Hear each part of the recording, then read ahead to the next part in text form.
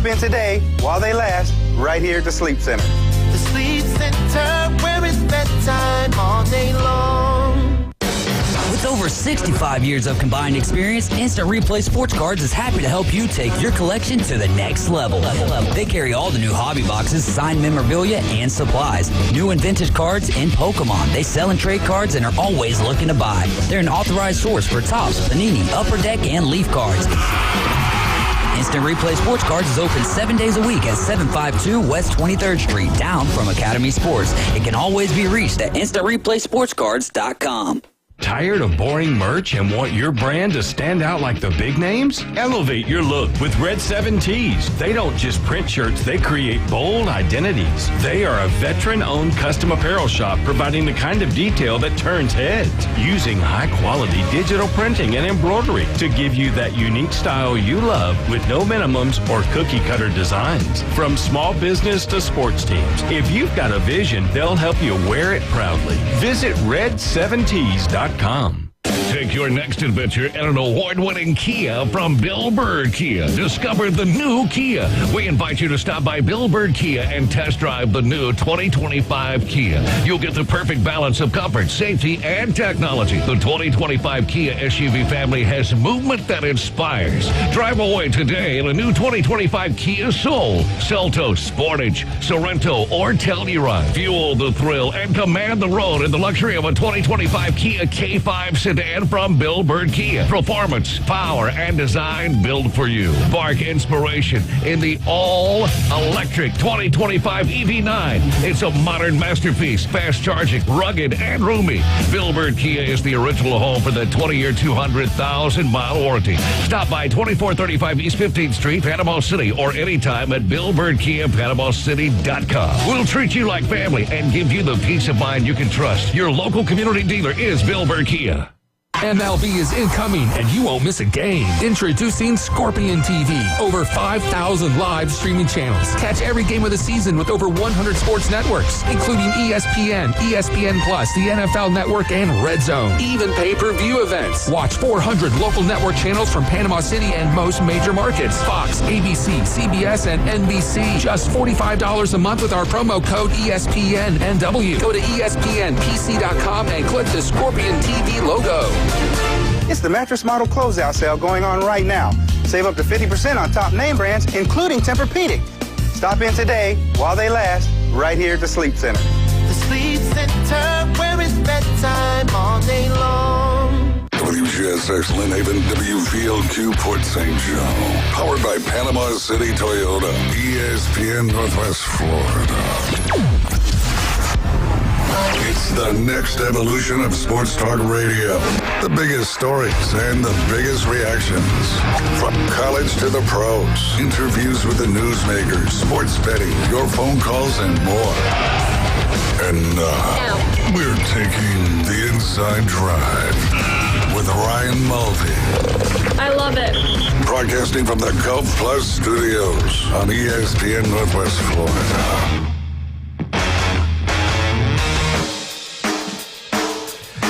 Good morning, Northwest Florida. You are tuned into the Inside Drive, sponsored by Gulf Plus. James Fife here, filling in for Ryan Mulvey on this beautiful Thursday that we got going on.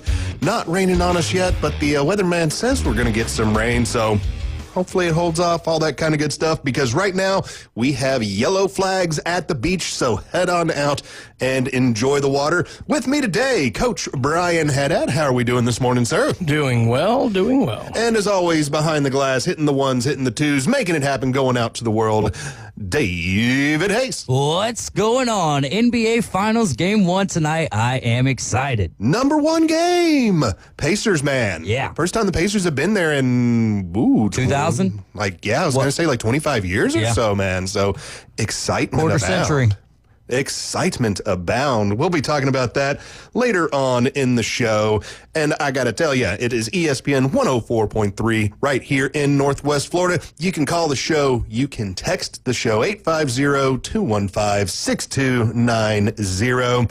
And as always, 104.3 ESPN Northwest Florida is the home for the Braves on the Gulf Coast. No Braves baseball on the radio today because they will be going on while we are on the air, but Braves return tomorrow night to take on the Giants in San Francisco, so a late one, ladies and gentlemen. Be prepared to stay up. Pre-game festivities, 8 o'clock.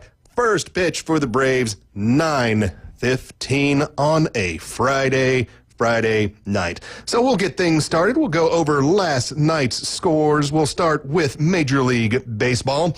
The Cubs taking on the Nationals. Cubs get blanked by the Nationals 2-0. Braves yesterday took on the Diamondbacks. Diamondbacks get the win 2-1 over the Braves. Braves fallen now to 27 and 33, 17 and 13 at home. Playing really well at home to start off, and, kind of slowing down on the home wins. Need to start getting those W's back in, especially at Truist. Coming up after that, we had the Rangers and the Rays. Rays defeating the Rangers 5-4. The Colorado Rockies taking on the Marlins. And congratulations to the Rockies getting the sweep against the lowly Marlins. 12 wins now for the Rockies. I wear the Marlins jersey today to celebrate the sweep for those hottest team in baseball. Rockies. Hottest team in baseball. 3 wins right in a row. Nobody else has done it yet. Well, nobody else has done it right now. Let's put it that way. Let's see. The Brewers taking on the Reds. Brewers 9 runs. The Reds 1 run. I do believe that makes the Brewers having 15 victories, not 15 victories in a row, but 15 series wins in a row over the Cincinnati Reds. Boston Red Sox come away with 11 runs. The Angels, 9 runs. That game being played in Fenway. Astros at the Pirates last night. Pirates win the game 3-0 over the Astros. Guardians taking on the Yankees at Yankee Stadium. Guardians come away with the 4-0 victory. Phillies taking on the Blue Jays north of the border. Blue Jays win this one 2-1. Tigers and White Sox last night ends in a 5-4 victory in favor of the Tigers. Orioles taking on the Mariners. Orioles come away 2 wins in a row now, 3-2 over the Mariners. Padres and Giants played last night, 6-5 in favor of the Giants. That game did not go into extra innings. The first time in this series that game did not make it to extra innings. Twins out there in Sacramento to take on the Athletics of Las Vegas that play in Sacramento, 6-1 for the Twins. And the final game of the evening on the West Coast, the Mets defeated the Dodgers 6-1, and the Royals and Cardinals game yesterday was postponed due to inclement weather. That game will be made up as a doubleheader today. Also, last night, we got our taste of the Women's College World Series. Game number 1 last night between Texas Tech and the University of Texas. An exciting game. 2-1. Not a high-scoring event. We didn't even get a run in this game until the top of the 5th inning when Texas Tech scored. But in the bottom of the 6th inning, Texas Tech up to bat. Kennedy, the lovely pitcher, the great pitcher for Texas Tech, out there dealing, but is told, hey, we're going to walk this gal that's coming up next because Reese Atwood is a power bat for the Texas Longhorns. So they go out there and they get the catcher standing up, those 4 pitches going to the outside just for the intentional walk. Well, the 4th pitch made it over the plate, and Atwood takes the big old swing at it, gets it into left field, drives in the only 2 runs for Texas, the only 2 runs that the Longhorns needed, and that game ends in a 2-1 with lots of excitement. Game number 2 that will be played tonight, that is at 7 o'clock. They will reverse positions, so Texas will be the road team, and Texas Tech will be the home team on the evening, so should be another exciting game tonight to get out there and watch some softball. And the NHL Stanley Cup playoffs, or the Stanley Cup finals opened up last night in Edmonton with the Florida Panthers traveling all the way to Edmonton to take on the Oilers, and a very, very exciting game last night. Ended 4-3 in overtime. We played almost the whole first overtime. 30 seconds left in overtime when Leon Draisaitl buries the puck past Bobrovsky on the power play. Beautiful, beautiful setup. They were just running around the Panthers. The Panthers defense just got all out of whack right there at the end of that penalty kill. And the Oilers find the open ice with Leon Draisaitl from Connor McDavid to bury it. Leon Draisaitl also getting the first goal in the game, 66 seconds in. As I told you guys yesterday, the guy to watch for the Oilers, Leon Draisaitl, and he is proving it right now. And I got to say, yesterday, I also told you the Panthers have got to stay out of the box because the Oilers have that deadly, deadly power play. And what took the Panthers down?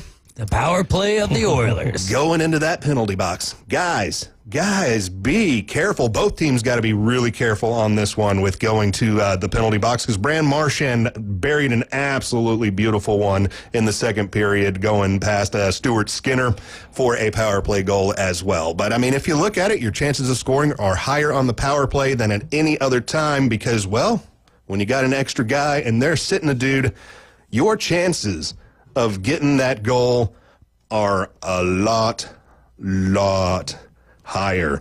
So next game for this series will be Friday night. We will still be in Edmonton with the Oilers taking on the Panthers.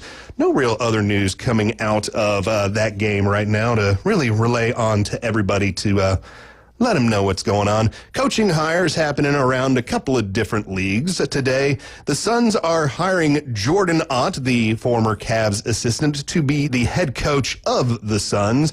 2 hockey hires today. The Bruins are hiring Marco Strum as the head coach. This is his first time being a head coach of an NHL team. He was the former coach of the AHL Reign, which is a minor league affiliate to the Los Angeles Kings. He was also the head coach for the Germany team for a few years, and he got the team to a pretty good high level. He got a silver medal with them, in fact, at one of the Worlds. So hopefully a good thing for the Bruins because they have been running through coaches in the past 9 months. This is coach number 3 since the beginning of last season.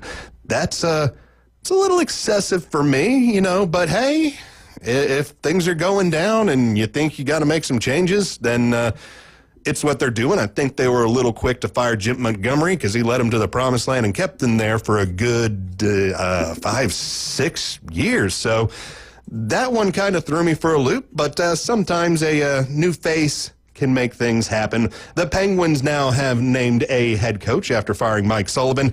Dan Muse is going to be the head coach of the Penguins. This is Dan Muse's first head coaching chance, so he has not been a head coach even at the AHL level.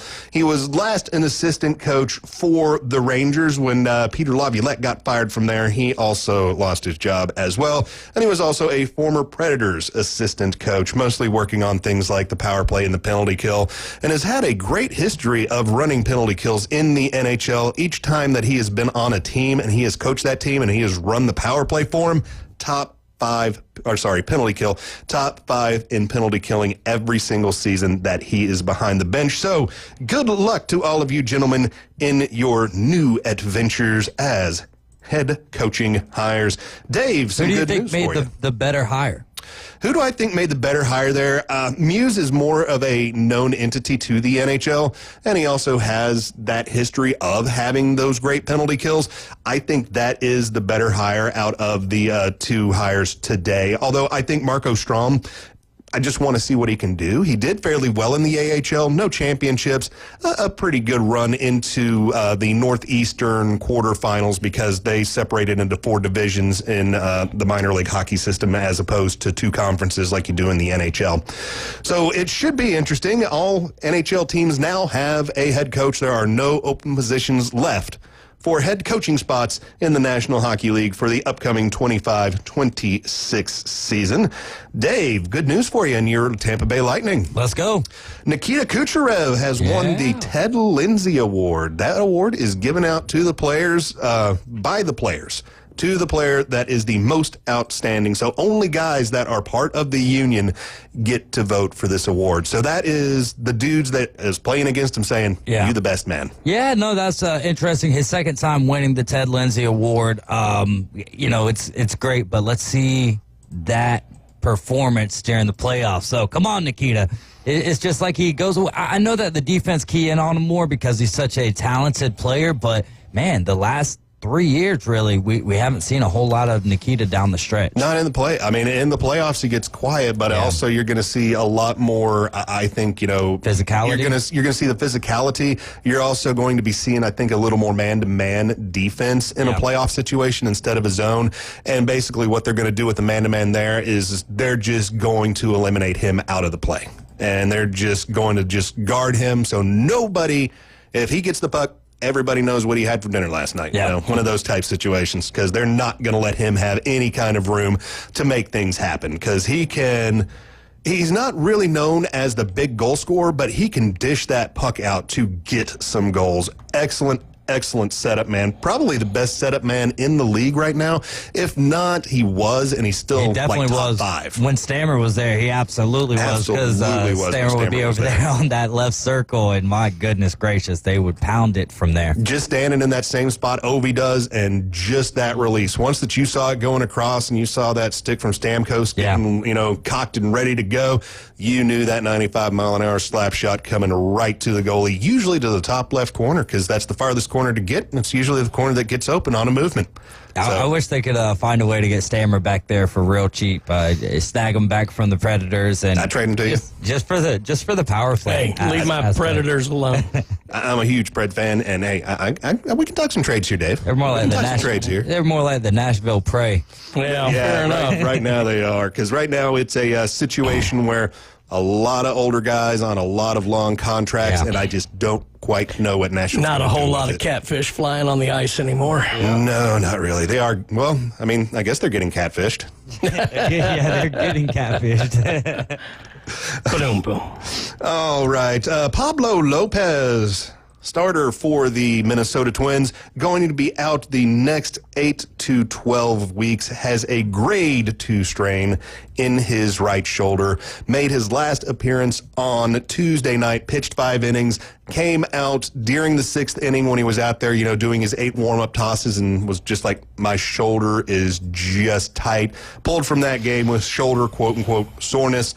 Now we actually know what it is, so hopefully a speedy recovery to Pablo, one of the better pitchers right now in the starting rotation for the Twins, and if the Twins want to have that great push, you need to have as much pitching in that AL Central as you can get, because it's a nice, close, tight, and fun division to be watching through right now. Other news, what do I got? All right, 15 ex-Indiana University men's basketball players are alleging improper sexual conduct by the team physician, Dr. Bradford Bamba.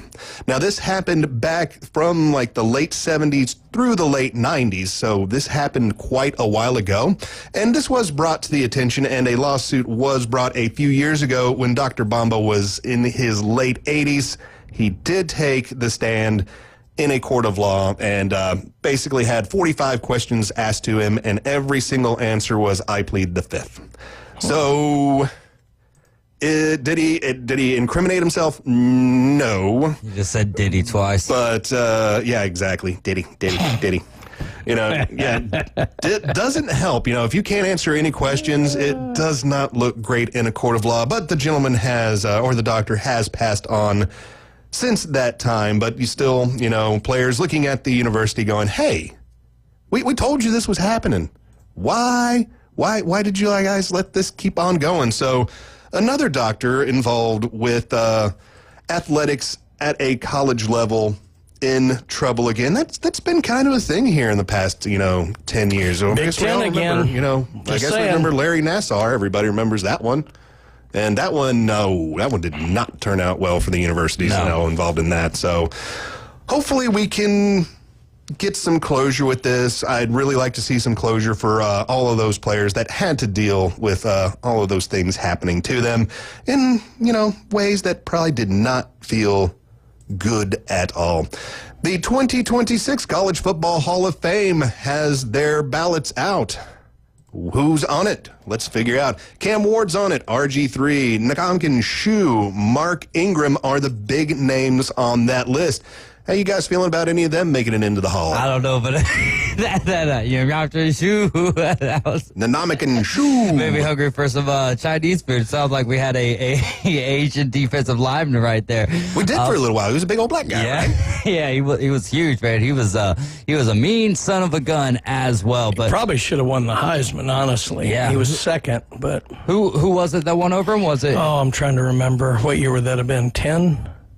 Ooh. What year was it? We can find out real quick. Yeah. Because we have that internet. No, he was phenomenal. Was it Marking? I feel like it was an Alabama player. I don't think it was Ingram that beat him. I think it was before. Ingram won in 09. Ingram came back in 10. Shu was drafted in 2010, so 2009 would have been his So last maybe it would have college been year. Ingram then. I feel like it was because I think there was when you had Derrick Henry and you had Mark Ingram winning the Heisman, you had two controversial Heisman votes that year because you could have made the argument, I believe, when Henry won that it could have been Christian McCaffrey, and then when Ndamukong Suh won, it could have been, or when Mark Ingram won, it could Well, have been so Ndamukong Suh was fourth in 2009. I thought he was second one year. I wonder if maybe the year before, because I remember Toby Gerhart was the one that was really close to Ingram. yeah. I did remember that. I mean, it was real close. I think it was the closest ever at the time because it ended up being just 28 points total on only 5 first-place votes difference. And Colt McCoy was right there as well. Yeah. But Oh, I forgot that. I don't know. I was thinking Sue had gotten closer maybe in 2008, but yeah, he was an unbelievable player. Oh, he dominated those college offensive lines. I mean, he just ran through the Big Ten. And Big Ten's usually one of those places that puts out some offensive linemen. Big old boys in Nebraska and Iowa out there just blocking people around. Other names on the ballot. Let's see. Iowa's Brad Banks. Colorado's Eric Bieniemy. Oklahoma State's Des Bryant. Penn State, Kai John Carter. Pittsburgh's remember him. John Carter, yep. Aaron Donald from the University of Pittsburgh. Marvin Harrison from Syracuse. Josh Heupel from the University of Oklahoma. Ohio State's James Laurinaitis. I forgot that. Laurinaitis. Yeah. God, that was way back for me. Ryan Leaf from Washington State. I mean, I guess he did make a kind of a big difference in college and just totally... He was a great player in college. Fizzled and was gone to the NFL. Marshawn Lynch from the University of California. Simone Rice from the University of Illinois, and Florida State's Peter Warwick are also on the list. 3 coaches on the list this year: Larry Coker, Gary Patterson, and Chris Peterson. See, this is why I hated the percentage deal for the coaches. Like, Larry Coker did a good job of taking over, but it was a team that was tailor-made. Whoever took over in 2002 was going to win. Butch should have gotten that national championship. In fact, should have gotten it in 2001. But yeah, that team was there. Larry comes in, he wins the national championship. All credit to him. He wins the thing. But then it really kind of went south for him after that, and he didn't end up having a very long career. But because his percentage is so high, he was able to be elected, and for a long time, until they just changed it, guys who maybe had more of a storied career and had spent more time at maybe lesser schools, like a Mike Leach or Jackie Sherrill or Les Miles, even though Les Miles coached at some big schools too, were not eligible until the rule changed. So, yeah, that was the thing I always had about kind of that statistical benchmark, because I don't think it takes into account the true totality of a coach's impact on the game. Yeah, I'm not big on arbitrary numbers for any kind of Hall of Fame, because you got to look at a whole career, and like you say, if you got a guy that's, coaching at Northwestern East State, he's not going to have, big time names, and he's, and it might have been a horrible school, but he got a lot of experience and learned. Yeah. I mean, you look at a guy like Leach. I mean, he coached at Texas Tech, Washington State, Mississippi State. Those are not thought of as massive institutions of winning. Les Miles at Oklahoma State before, then he goes to LSU, but then he finishes at Kansas. So he had one big school in there. Jackie Sherrill, he had it kind of made at Pittsburgh. He went to A&M when A&M was down, kind of built them back up. Then he went to Mississippi State and built them back up. So, Jackie obviously, you can say, had some questionable, ethics when it came to recruiting players, and you can certainly say Les Miles had some questionable ethics about everything. But I do think Leach will get in eventually under the new rules, and honestly, hopefully the other two do as well, because they were excellent football coaches.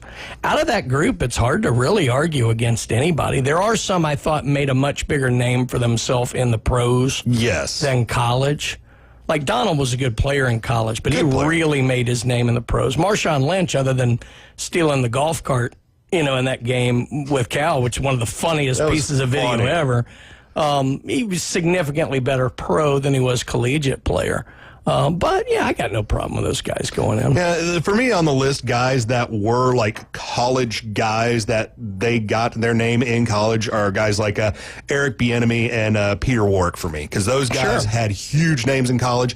And, I mean, they had NFL careers, don't get me wrong, but they didn't explode into big-time NFL careers. Right, and Bieniemy led Colorado to a national championship, and the year before, they played for it. They ended up losing to Notre Dame. That was the year Salinesi had died and Darian Hagan had taken over, and then they ended up winning the next year. The irony is the next year was the fifth down year. They probably shouldn't have played for it, but... No, I agree. Those guys, were good. The thing that was rough was you had to be a first-team All-American, I believe, to be considered. And so, as such, Eli Manning could never be considered. Yeah, because he was not. All of those great quarterbacks that were there in that time, I mean, just in that draft was Phillip Rivers and Ben Roethlisberger. I mean, it was amazing. So, again, another arbitrary thing that kind of keeps out someone who I think everybody agrees should be in the college football absolutely. Hall of Fame. It was a name that everybody knew, and everybody knows Ole Miss and Eli Manning. All right, guys, coming up next, we will be discussing the NBA Finals. We'll give you a preview, and we will make our predictions. You are listening to the Inside Drive, sponsored by Golf Plus, ESPN 104.3, Northwest Florida.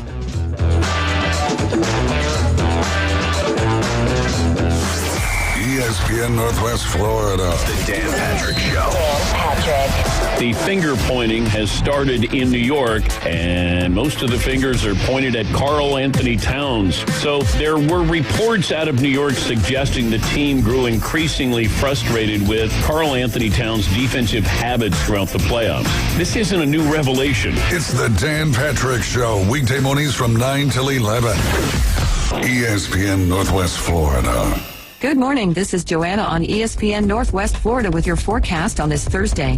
A variety of mostly sunshine and a possibility of thunderstorms this afternoon and evening with a gentle breeze out of the south-southwest around 10 miles per hour, and look for the high to be 85. Tonight, there will be mostly clear skies with the temperature reaching 78. Mostly sunny and a chance of thunderstorms tomorrow with a high of 85. This weather is brought to you by Ellis Agency Insurance. Thank you for keeping that dial at ESPN Northwest Florida. Rely on it. Do you want to eat like a local? The Local 115 is now open. Local drinks, local sports, and local food. Delicious oysters, crab cakes, steamed seafood, gumbos, salads, paninis, wings, wine, and cold beer. Nothing fried. That's right. No fried foods at Local 115. Amazing local food with an exciting local sports and mural theme. Eat like a local at the Local 115. 115 Harrison Avenue, downtown Panama City. Looking for a new way to explore Bay County? Or maybe your trusty bike needs a tune-up? Head to Steve's Bike Shop. They've got a huge selection of new and used bicycles, plus the latest electric bikes to get you where you need to go fast. And if your bike is acting up, their expert technicians repair all makes and models, even electric bikes. Serving Bay County for 46 years. Steve's Bike Shop, 1924 West 23rd Street, right across from Sam's. Steve's Bike Shop. Your ride starts here. Now back to the Inside Drive, live and local from the Gulf Plus studios. The locals love it. You're gonna love this. You are my favorite. It's my favorite. Everybody's favorite. The Inside Drive with Ryan Mulvey, live on ESPN Northwest Florida.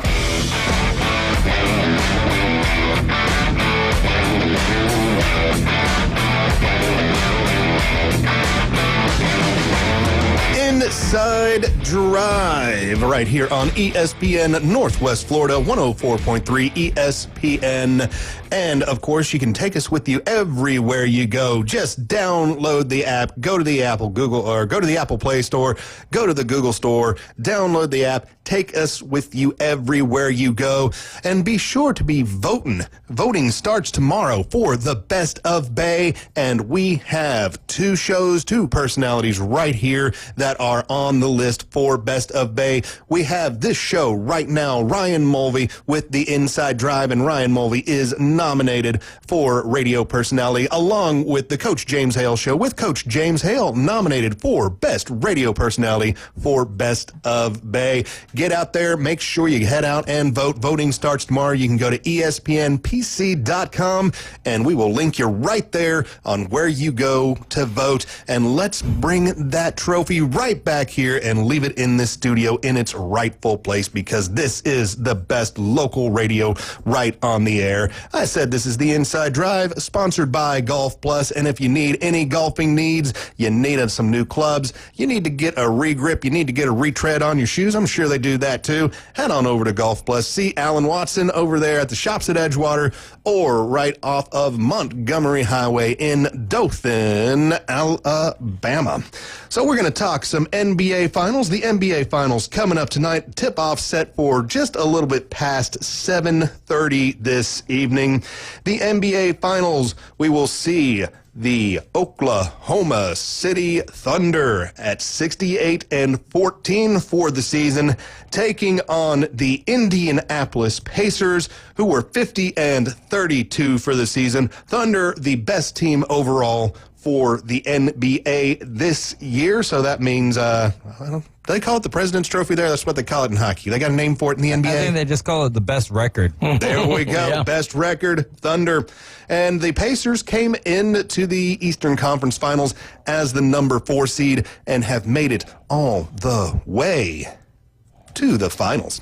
So I said the Thunder have the best record in the NBA, but the Pacers have the second best record in the NBA starting from January 1st to right now. So we got two teams that are playing nice and hot. Through the first 3 rounds of the playoffs, both teams 12-4. Kind of odd. I wonder how many times that happens, that both teams going in have the exact same record going in. Wait, what is the record? 12-4. Oh, 12-4 in the playoffs. Yeah, in the playoffs. So far to this point. Gotcha. Yeah, so far to this point. Each have 4 losses, each have 12 wins. So, yeah, that's kind of pretty evenly matched up we're looking at right there. Well, and 3 of those losses are to the Denver Nuggets for the Thunder, right? So yes. That's all in.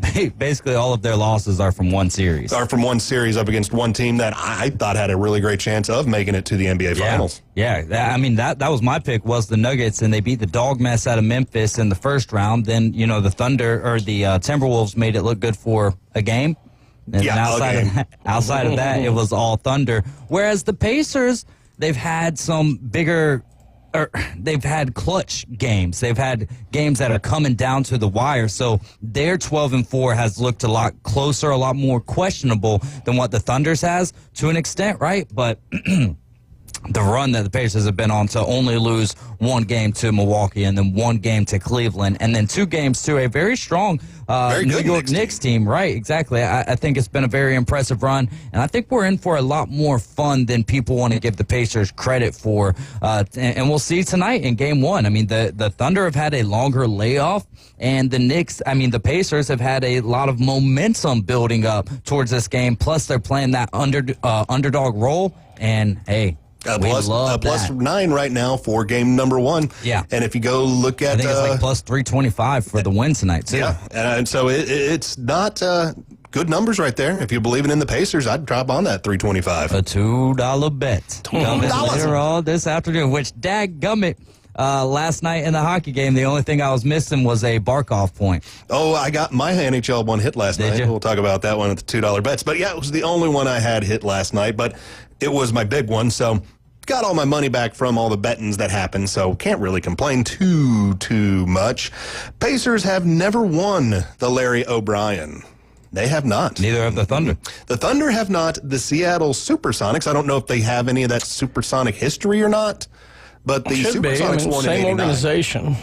Yeah, so, but I mean, you get these teams that move and like leave behind the old organization numbers, like when the Browns moved from Cleveland to Baltimore.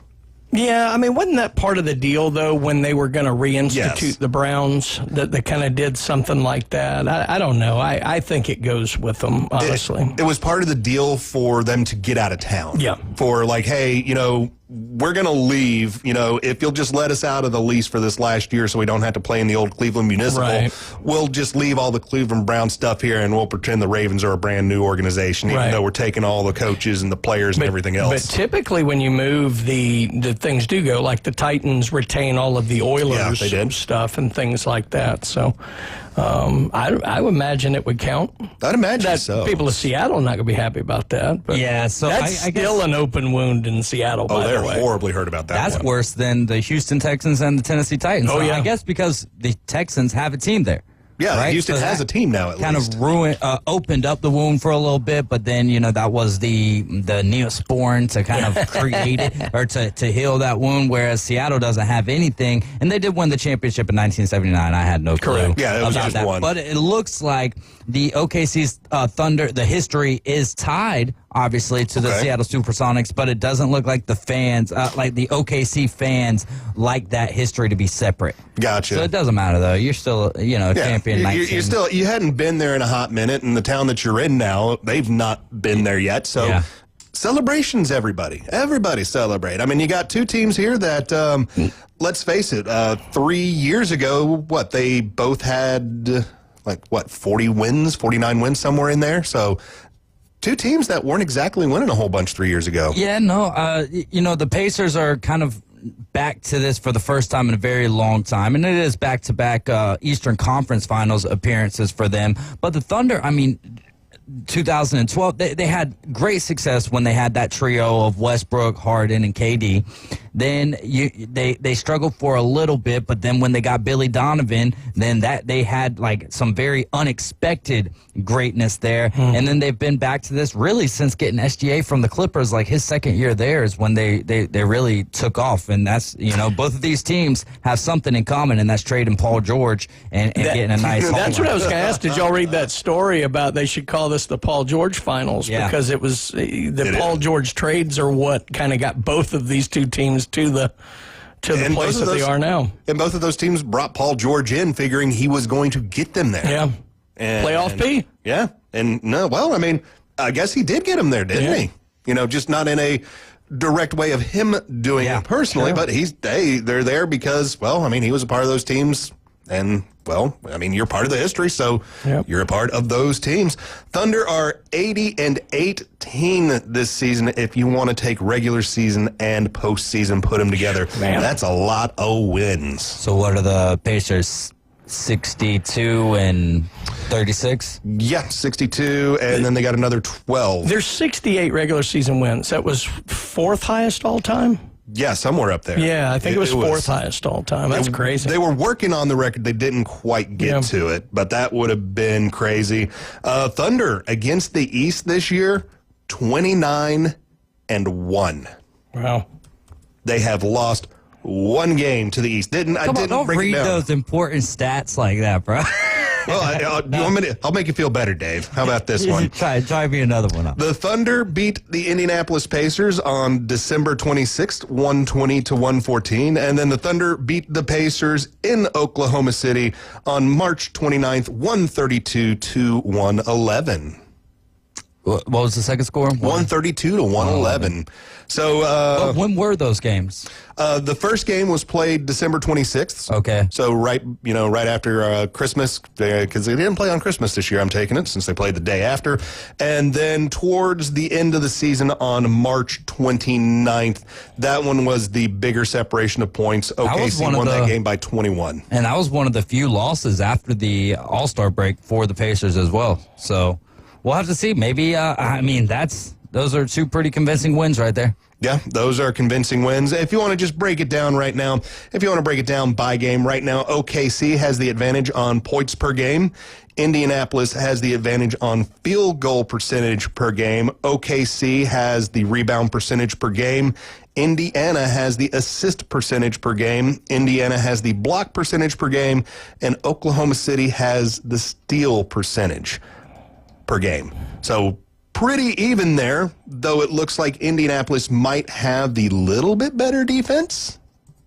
We'll see. I think they're both deep. I think I would still give the edge to the Thunder and their defense because they are, I think, efficiency speaking, they are the best in the regular season and in the playoffs. Yeah, I mean, they're not allowing scores to happen. I mean, you only have 14 losses, so that means you're not letting a whole lot of scores happen. I've heard that the Thunder bench is deeper than what the Pacers is, but I'd like to see that in action just because the Pacers bench is so consistent, but it's not consistent with one player. There's not like a true, this is the sixth man of the Pacers, right? Because it's really that second team where one night it could be Nembhard, one night it could be Nesmith, one night it could be Benedict Mathurin, and you never really know who's going to be playing in the starting lineup and who's going to be that sixth or seventh man. So that's one thing that I'm looking forward to. And then also the size issue. Like the Knicks were a lot bigger and played better in the paint than what the Pacers did, but they found a way to win games.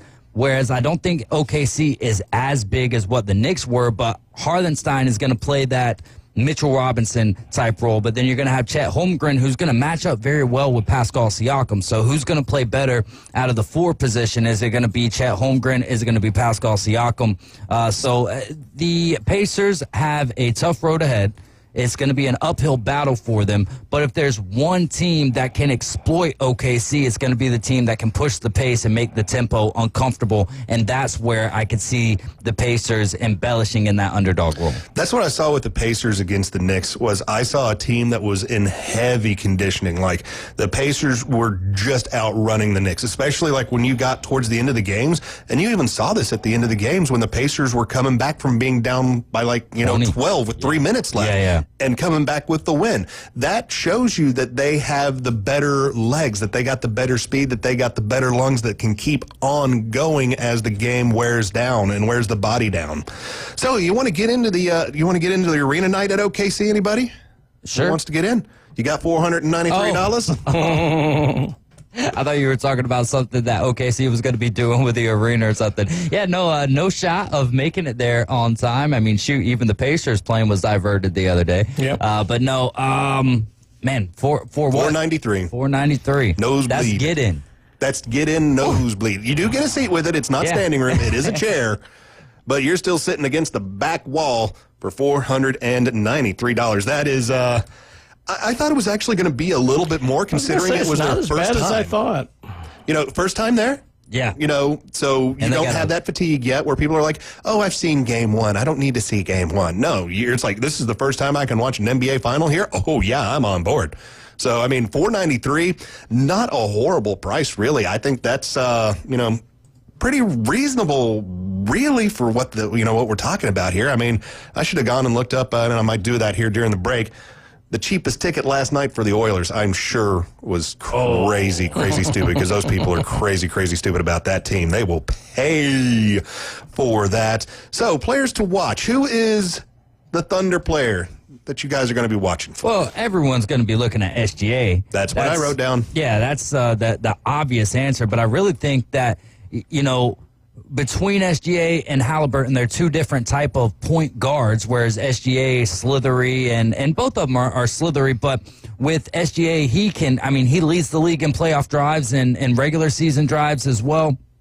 He gets to the basket, and he gets fouled at a decent clip as well. But someone that I'm going to be watching for is going to be Jalen Williams. Is going to be Chet Holmgren. Those two guys is really who's going to be your second and third star, and how big of a role are they going to play if your star does end up getting locked up on defensively, right? Because both of these teams are going to make it harder for the Pacers are going to make it harder for SGA than possibly he's had to deal with in this tournament to this point, and the Thunder are going to make it much more harder for Tyrese Halliburton to be explosive during this series as well. So for the Thunder, for me it's going to be Jalen Williams, but maybe even more so Chet Holmgren. How about for the Indianapolis Pacers? Who you got? For the Pacers, it's going to be Tyrese Halliburton is going to be the straw that stirs the drink, but it's going to be the trio of Nembhard, Nesmith, and Benedict Mathurin. Those three guys are going to be pivotal in how they play. And then also Thomas Bryant, who came out of nowhere in the Game 6 clincher with 3 threes, 3 well-timed threes, huge threes as well. Not saying he's a player to watch, but he's someone who took on a bigger role in Game 6, and maybe that leaks into this series. All right, let's make our picks. Coach Haddad, who you taking? I think I'm going to go on and take Oklahoma City here. I honestly think they're going to, be fired up out of the gate, ready to go. I think if Indiana's going to steal one, it's going to be Game 2, kind of like a hangover from a good Game 1 win from Oklahoma City. But I'm going to go on and take Oklahoma City fairly comfortably tonight to get it off to a good start. What do you got the series in? How many games? I actually have Oklahoma City in 5. Yeah. I honestly think it's going to be a close Game 2, but I think they get through. I do think the Pacers get Game 3, and then I think the Thunder close them out after that. David Hayes. I think that you've got 2 scenarios here that probably fit the best, and that would be either Thunder in 5 or Pacers in 6. Mm-hmm. And that would be the Pacers stealing 1 or possibly 2 games there in Chesapeake Bay. Give me the Pacers in 6. I'm going with the heart pick. It's 100% the heart pick. I think that the smart pick is the Thunder in 5. A comfortable gentleman's sweep, finishing it off there in OKC. But I don't think that this Pacers team is finished. And I'll also say this. I think that the Thunder are a little bit more loose, but they're having a lot of fun, and that's great. And sometimes playing loose will have you play better. I would say that the Pacers are hungrier, though. I think that this means more for the Pacers, and I think that the Pacers are playing more for the state of Indiana than what the Thunder are playing for the state of Oklahoma. All right, I like it. I like it. I will go with the Oklahoma City Thunder, and I'll go 7 games, mostly because I'm selfish and I want to see a whole lot of fun. So that is why we are going to make it 7 games. I mean, shoot, Game 1 is tonight, right? But Game 1 tonight is not till Sunday. Saturday or Sunday? I was just looking it up. It's Sunday. Why the long break? I don't know, man.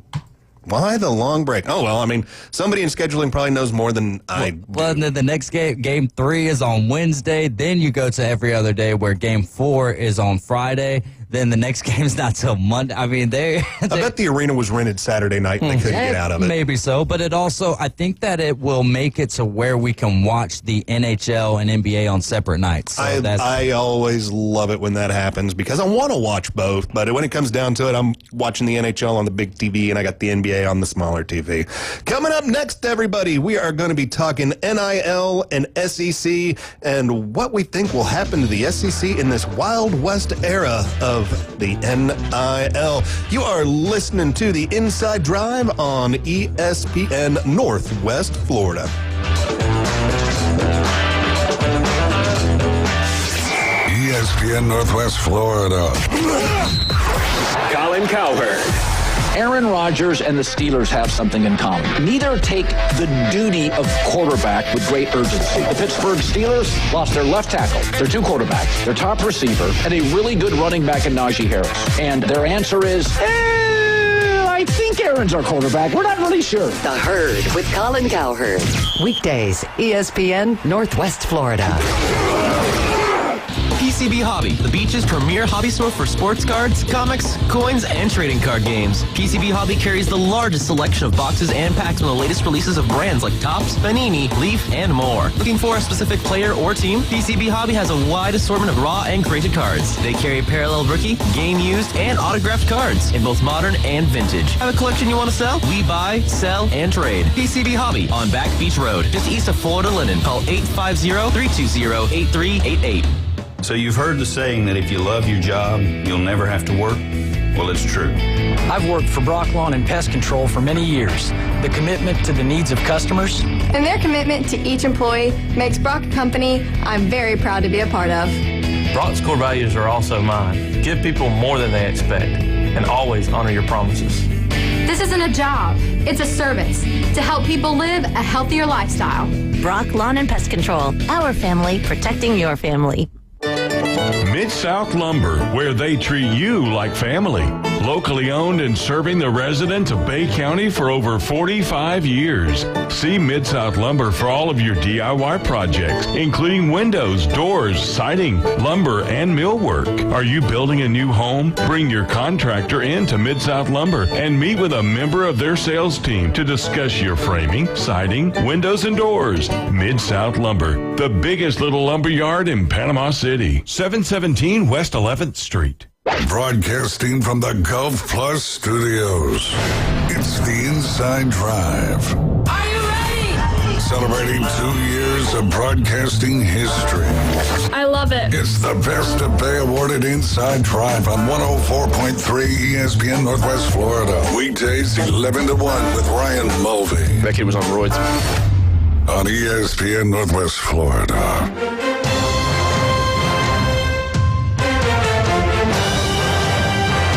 Are tuned into ESPN Northwest Florida. This is the Inside Drive, sponsored by Golf Plus. James Fife here in the captain's chair. We got Coach Brian Haddad and David Hayes with us here on this great Thursday morning, everybody. Happy Thursday, all of you out there, and thanks so much for tuning in, hanging out with us right here, 104.3, and you can also download the app, take us with you everywhere you go. Give us a call or give us a text if you're not the kind of person that likes to pick up the phone call, and call us 850-215-6290. So I told you we were going to discuss NIL, the SEC, and the wild, wild west that it is right now. Now, my concerns with the NIL, especially in the SEC, is the NIL is driven by money. Of course it is. So you have to have your name, image, and likeness. Now, you can't pay the players directly to be employees of the university. They have to go out and collect it from an NIL. So my concern here is the SEC has been very dominant in sports for quite a long time because they have built up programs that were just winning championships. Look at Alabama, just winning championships. Look at Kentucky in basketball, just winning championships. Well, used to. But with the NIL, we're going to see, I think, a change in this. Because now, yes, guys that are going to college teams are going to be worried about being seen. They're going to worry about being scouted. They're going to worry about being drafted. But the first thing they're going to worry about before those things, what kind of money can I make right now? That's what we all worry about. That's what we all have to worry about. We all got to find a way to make money. We got to have a roof over our head. We got to eat food. Now, what I think might happen with the SEC is we got to look at where most of these teams are in the SEC. Most of these teams in the SEC aren't playing in the biggest towns in their state. University of Georgia in Athens. University of Alabama, Tuscaloosa. Mississippi State, Starkville. Kind of more ruralish areas. And with ruralish areas, you have a more sparse population. You have a more sparse business population. And it's these businesses that are making these NIL deals. It's these businesses now that are going to have to fork over the money for these programs if they still want to see their programs being dominant. Now, why is that a concern? Well, because let's look around to other places. Let's look at University of Miami, big city. University of Southern California, University California, Los Angeles, big cities. Rutgers, right there out of New York City, big city. Big cities have more people. Big cities have more business. Big cities have more money. Therefore, they will have extra income to be able to just, hey, 18-year-old kid, come out here, play for UCLA. We'll let you be quarterback. $2 million, my friend. How about it? You want to do it? Alabama's only offering you $1 million. How about $2 million right here, UCLA? This could lead to a major problem for the SEC because money drives. Money controls. Money is now what college athletes are chasing. And I don't blame them. Do not blame those kids at all. You've got a chance to, for some of these kids, make maybe even generational wealth. You can't turn that down. So the SEC needs to find a way, maybe even, I don't know if they can do this, where you could have just like a NIL for the entire conference even. And, spread that money, the SEC NIL collective collected, $10 million, and we're going to evenly divide it up to all 16 teams in the SEC, so that way they can have some extra money to go out there and get those guys. Because it is going to get to a point where I think we will see a lot more of the West Coast teams and more of the Northeastern teams where, let's face it, there are more populations, therefore usually more money, are going to be able to go out and have these kids come in because, well, the kids aren't going to look at it and go, man, Alabama does win a whole lot of national titles, and I can get seen there, but I'm still going to be on the TV playing for UCLA, and I'm going to make more money. So they're still going to be seen. They're still going to be scouted. They still got a chance to be drafted. But they've got a chance to make more money. So I don't know how the SEC can fix this. Like I said already, maybe we can just do a collective for the entire conference. I don't know if all SEC teams are going to be on board with that because I'm sure there's some teams out there that are going to go like, no, I'm not going to share with somebody. But the thing is you've got to look at it now is the SEC getting bigger, but so is the Big Ten. It's getting a lot bigger, and it's in a lot more places with a lot more population. So, SEC fans, what do we do? Well, I think the theory is sound because it was a little bit of what I was worried about when this started. But I think in the early years of this NIL, we're actually not seeing that. I was a little bit worried about the one-offs, the Oklahoma States with the T. Boone Pickens coming in and making a massive change. The thought that it's tied to businesses and ROI, I think, makes sense when you think about it in general, but it's not realistic in what's happening. Here's what I mean. I don't think the people who are investing in NIL are looking at it as a pure business return on investment, because if so, it's a losing investment. I think what's being missed in that is businesses and more likely just large donors. What they're buying with NIL isn't ROI chance, it's access to the athletic departments. It's the way they were doing it when they were funding all of the facilities and all that. So what we're seeing is the schools that have a storied interest in their athletic programs, i.e., the SEC, the bigger Big Ten schools, the occasional, Oklahoma's, before they came to the SEC. There'll be a few others out there like that. The Kansas basketball, the things like that, some of the ACC schools. Their fan bases and their alumni bases are still extremely interested in pumping money in to make sure that they stay at the top versus the notion of businesses in a larger metropolitan area being the ones. Now, that may change, and it may turn more to we're going to reach out to our local businesses. If that's the case, yes, Atlanta's going to have a huge edge on Starkville and vice versa. But that's not what we're seeing right now. So if anything, I think the NIL, as much as I thought it would spread things out, I think in most sports it's actually contracting, and it's actually bringing it into a smaller number of schools, particularly football. The one outlier in that, I think, are the sports that where one athlete makes a massive difference. And the best display of that is softball. Yeah. With Candy. Or Kennedy. Yeah. I keep calling her Candy. Right. I mean, she's thrown all three, I think it was 388 pitches in the World Series. She's thrown them all. Yes. One player. That's the best $1 million ever spent. So I think when you're talking about football, somewhat basketball, the basketball could be closer to that. Baseball, certainly, because you got to do a lot more arms. It's taking more and more people, more and more overall money. I think you're seeing the bigger schools with the more storied interest and the stronger alumni bases in athletics. I think you're seeing them distance themselves. The one-offs may be able to get away in the sports, like I said, where you can just pump it all into one. That being said, there's still going to be the Larry Ellison effect up at Michigan.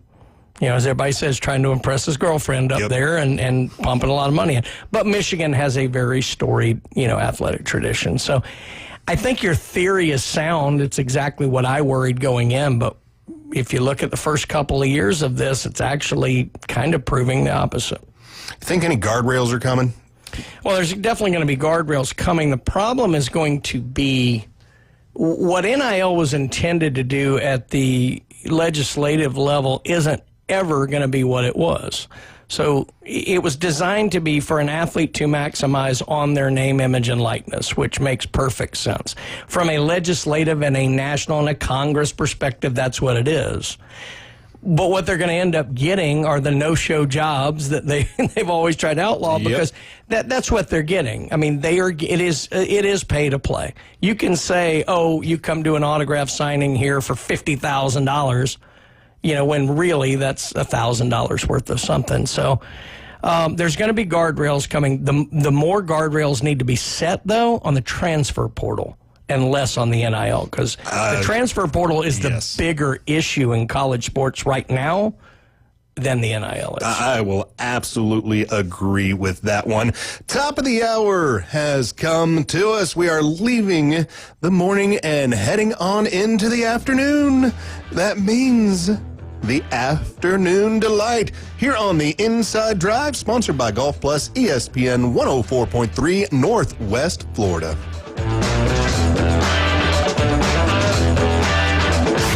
ESPN Northwest Florida. It's the Coach James Hale Show. Is that what happened to you? It scared us to death. They're sneaky, they're fast, you can't get away from them, they're incredible. Anyway, what's that? Do that sound one more time.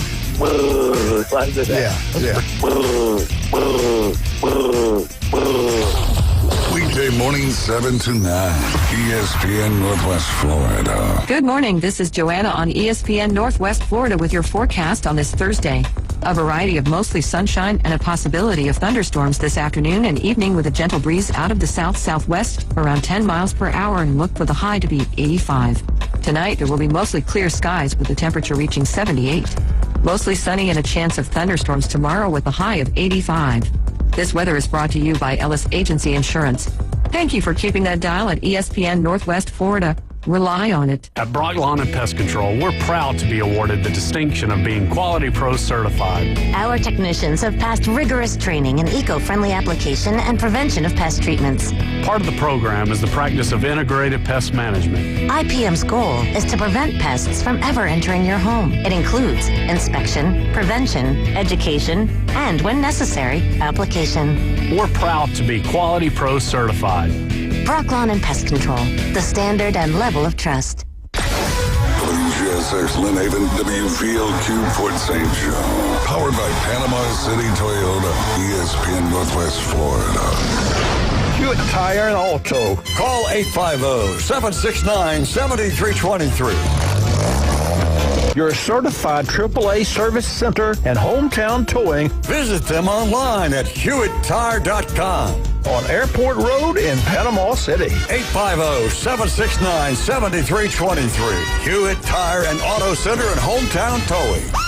Need a tow? Call Billy at Hometown Towing, 850-265-1562. Now back to the Inside Drive, live and local from the Gulf Plus studios. Sky rockets in flight.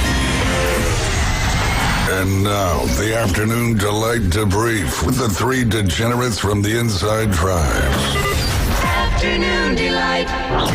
ESPN Northwest Florida. Sky rockets in flight. Afternoon Delight.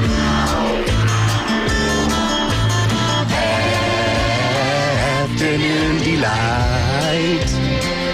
Afternoon Delight is here on the Inside Drive, sponsored by Golf Plus, right here on 104.3 ESPN Northwest Florida. Call or text the show 850-215-6290. Braves currently on the television. It is a 1-0 lead for the Braves over the Arizona Diamondbacks in the bottom of the third inning. So that means no Braves on the radio right now because you are hearing my voice instead. But we will have the Braves back on tomorrow night. We will join the festivities of pregame at 8 o'clock. First pitch set for 9:15 against the San Francisco Giants. So a late night happening for most of us tomorrow night. So I told you, Afternoon Delight. I will get us started with this Afternoon Delight. Golden Auctions will sell a T206 Honus Wagner card this spring with a pre-sale estimate of more than $5 million. Graded a PSA 1, the card last sold publicly in 2010 by REA for $282,000. If the card reaches its pre-sale estimate, it will be landing in the top 10 most expensive sports cards that have ever been sold. According to Golden, the last privately sold T206 from Honus Wagner was sold in 2020 for an undisclosed amount. Last year, for the first time in 30 years, no T06 Honus Wagner card was sold publicly. The most recent sale for one of the rarest and most famous cards in the world came in 2023 when a PSA Authentic restored copy sold for nearly $2 million. That same card is also hitting the auction block this spring at Mile High Auctions. It has become common refrain in the industry that nobody has ever sold a T206 Wagner card for less than they bought it for, a claim which appears to be true based on publicly available sales. The most expensive T06 Wagner sale, a record for any sports card at the time, and now the second most expensive behind a 1952 Topps Mickey Mantle, sold for $7.25 million in a private sale brokered by Golden for the SGC. 2 copy in August 2022. When the Wagner coming to Golden last sold at REA, the auction house detailed a province claiming the co-signers were a father-son duo who purchased the card in 1985. The story goes that they approached an older gentleman at a Connecticut card show who had interest in completing a T206 set with the Wagner. The son, 16 at the time, recalled to REA, "He showed me the card. My heart leapt out of my chest. It was simply a lucid holder." Ooh. "From the instant I saw it, I knew it was authentic, not in great shape, but not trimmed or cleaned or anything." In addition to the Wagner, the set also includes a legendary Eddie Plank, Sherry Maggie, and every card and variation in the entire T206 set, known as the Monster. All 523 cards were present, sans the rare Joe Doyle Error card, which had yet to be discovered. The man asked $10,000 for the full set, including the Wagner. The father-son team agreed, placing the Wagner in a lockbox for the next 25 years. By 2010, the value of the card had grown so significantly that the co-signer said it was too valuable to keep. Oh, I agree. And just the value you get in the rest of that set, because all the variations and the different cigarette company backs, and that's the reason the Wagner is so important. In fact, it was the most famous baseball card until probably in the last 20 years. I think the 52 Mantle has overtaken it. And that, you mentioned that the Mantle sale was the highest ever next to this. That one was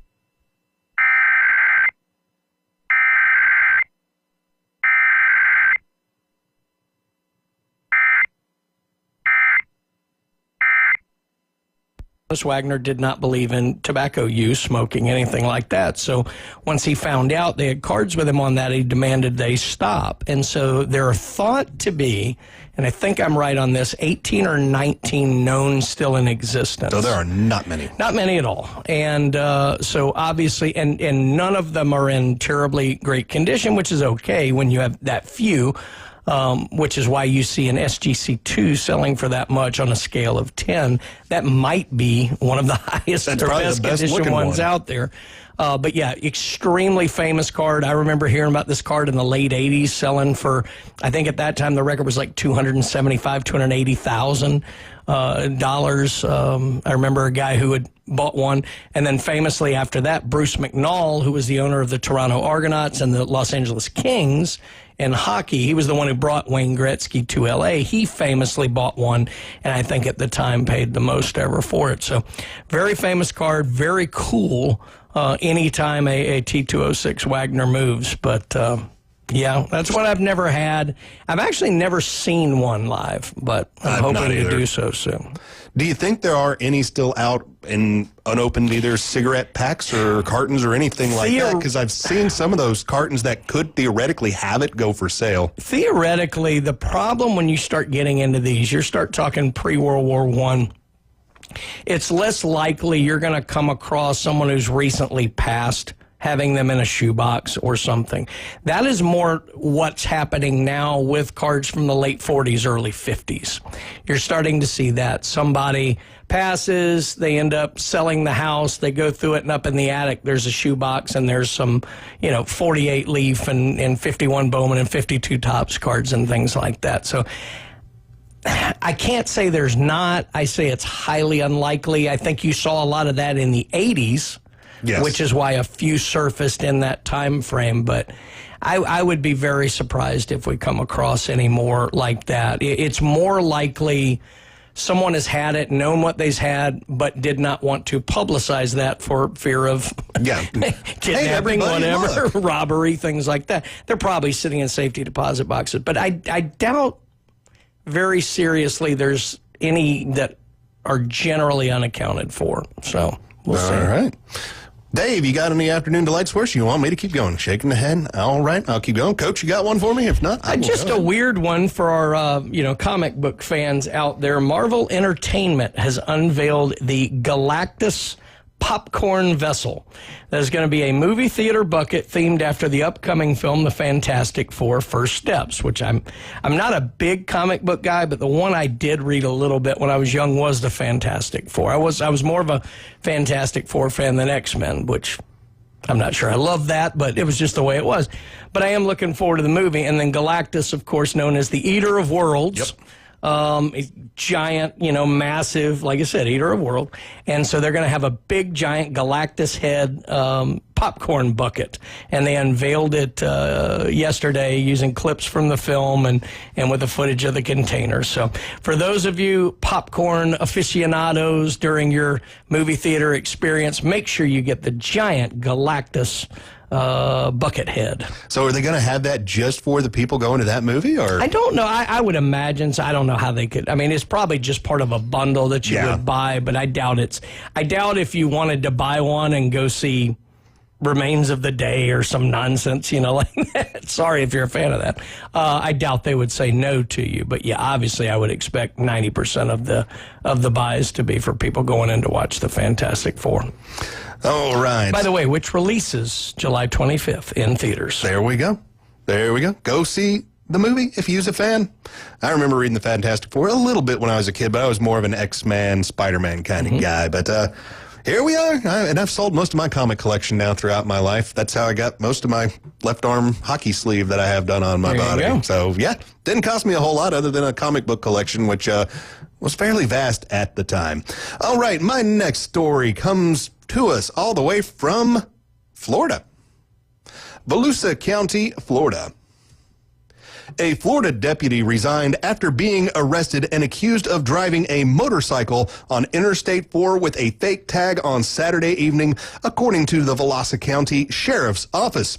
According to a report from WKMG, Erica Muse was stopped on westbound I-4 near Deltona at around 11:07 p.m. for riding a motorcycle with a tag that was flipped up and not visible. Deputies said when the tag was flipped down, it read, "Chase me, CHASM3, chase me."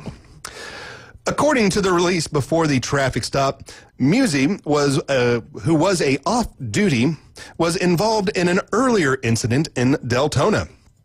Deputies said around 8:51 p.m. they spotted a motorcyclist at the Wawa located at 3400 Howland Boulevard who had fled from an attempted traffic stop earlier in the evening. While being detained, that rider called out to Muzzy, who was with a group of other riders and who became argumentative with the deputy conducting the investigation.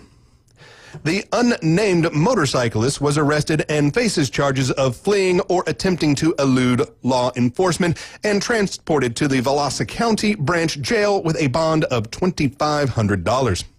Deputies said the unnamed motorcyclist arrest, Muzi left the Wawa riding the motorcycle with a fictitious tag rather than having it towed or getting a ride home.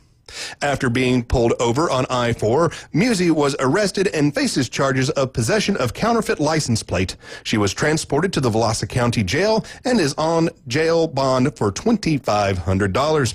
According to the release, additional charges are possible for the other riders involved in the Wawa incident, who also fled from deputies. In addition to last night's incident and arrest, the sheriff's office has become aware of social media accounts associated with Muzzy displaying reckless stunt riding on public roads.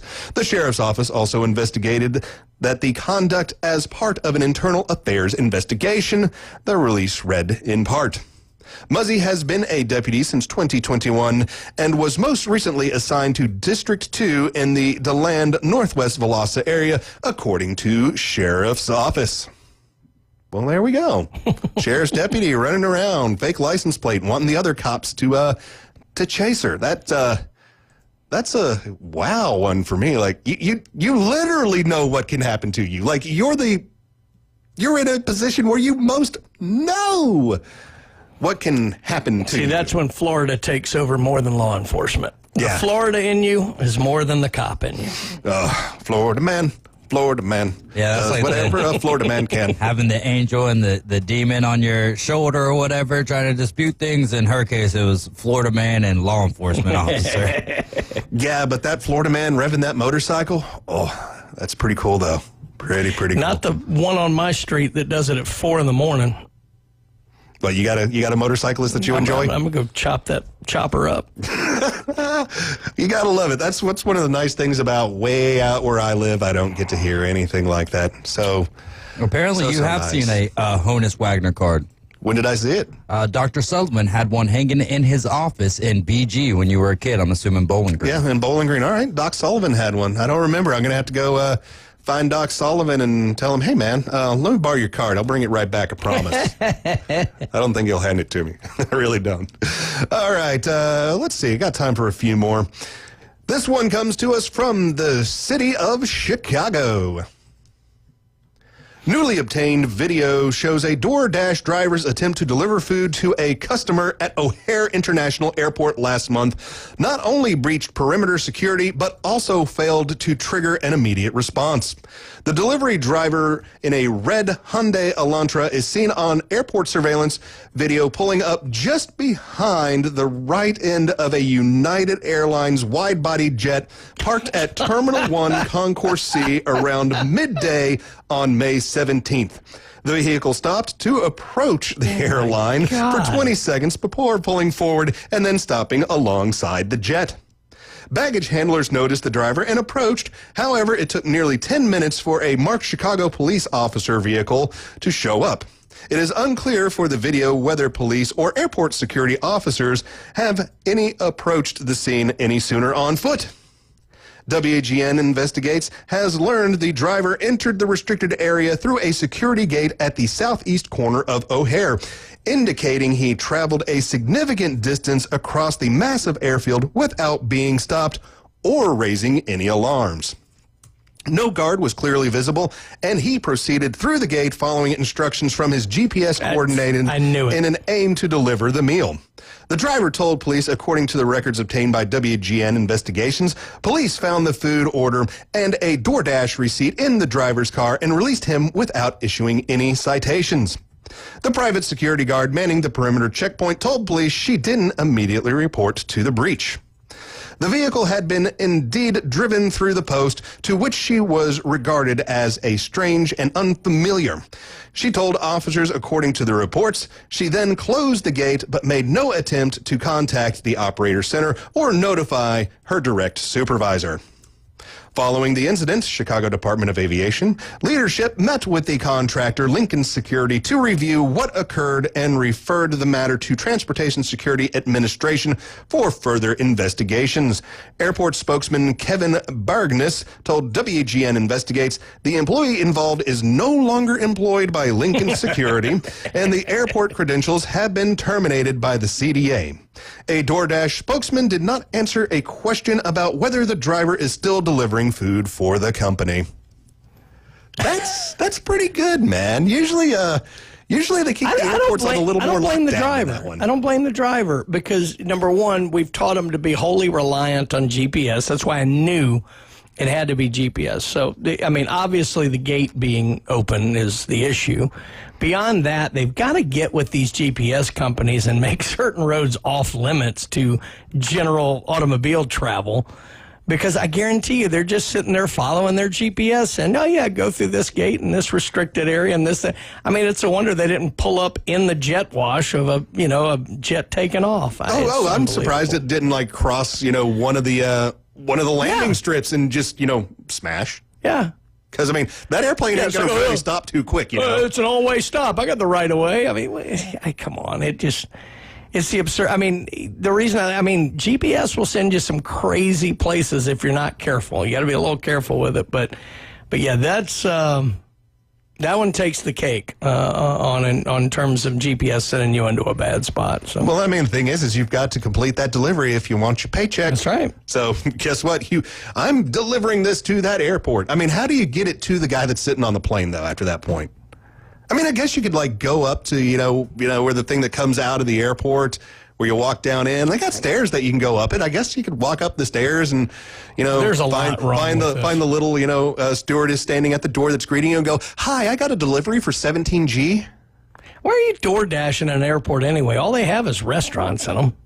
Tons of restaurants. Well, I guess it would be cheaper even on the DoorDash deliveries to get it from DoorDash than to get it and to it's the O'Hare. airport. It's not like it's Abilene. That's insane, though. God, that is crazy. Oh, that is a great one right there. That's one of those stories that it's one that it sounds insane, but it's like I can literally visualize it happening. That's what I mean. I can totally see this happening in some place like Chicago. Like, oh, look, I can get in here. Good. I need to get in and make this delivery. Oh, this looks like an active runway. This is fine. Well, my GPS says to go here. We've become so locked in, reliant on that. That's why it doesn't surprise me.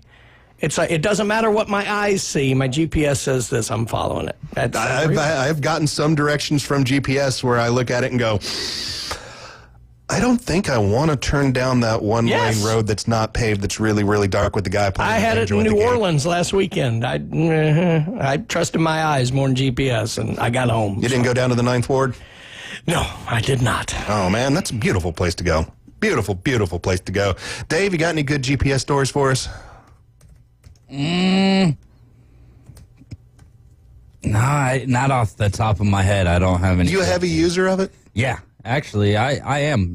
Mainly, if I'm driving around here, no, not necessarily, unless I just want to, play Beat the GPS Time, which is always a fun game. I'll turn it on to see if there's a wreck. That's what I do. But that's about it. And, I mean, someplace, obviously, if it's a place you don't know, you have to kind of trust it. Because as men, we can't stop and ask for directions anyway, right? That's right. We can't do that. That's in the man code. I got a little Scottish girl on my phone for that.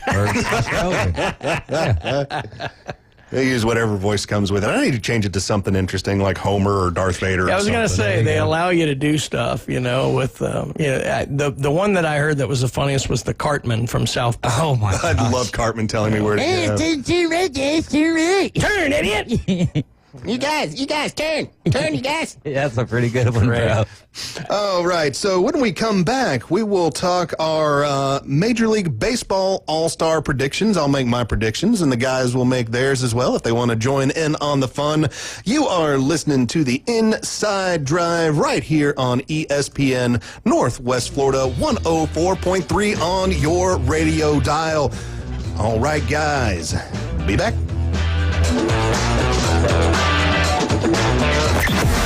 Weather in the Panhandle never stops. Turn to 104.3 ESPN Northwest Florida. This is Joanna with your latest forecast. Up to the minute weather reports all day long. A chance of thunderstorms and moderate rain. In-depth storm coverage. Winter Storm Enzo. And breaking weather as it happens. Hurricane Helene. ESPN Northwest Florida. We do have a tropical storm warning. Rely on it. Good afternoon. This is Joanna on ESPN Northwest Florida with Thursday's weather forecast. A variety of mostly sunshine and a likelihood of thunderstorms the rest of the day with temps near 85 and a wind 8 to 12 miles per hour. Mostly clear skies tonight and a temperature of 78. About the same tomorrow, around 85 with mostly sunshine and a likelihood of thunderstorms. A chance of thunderstorms Saturday and very warm around 85. This forecast is sponsored by Mid-South Lumber, the best little lumber yard in Panama City. Thank you for keeping that dial at ESPN Northwest Florida. Rely on it. Tired of flipping through channels and finding nothing good? Introducing Scorpion TV. Over 5,000 live streaming channels. Catch every game of the season with over 100 sports networks, including ESPN, ESPN Plus, the NFL Network, and Red Zone. Even pay-per-view events. Watch 400 local network channels from Panama City and most markets throughout the country. Fox, ABC, CBS, and NBC. It's more than sports. Scorpion TV offers premium movie channels like HBO, Cinemax, Stars, 200 plus entertainment and news networks, or watch thousands of movies on demand, all for just $45 a month when you use the ESPN NW promo code at checkout. Watch on up to 5 devices at the same time. Perfect for sharing with family and friends. Scorpion TV gives you everything you want for less. Cut the cord, not the fun. To score Scorpion TV, go to ESPNPC.com and click on the Scorpion TV logo. Don't forget our promo code ESPNNW. Broadcasting from the Gulf Plus studios, it's the Inside Drive. Welcome to the Inside Drive, the next big thing. It's a big, huge, giant deal. Sports betting, huge reactions, your calls and real-time coverage of the stories you're following on ESPN Northwest Florida.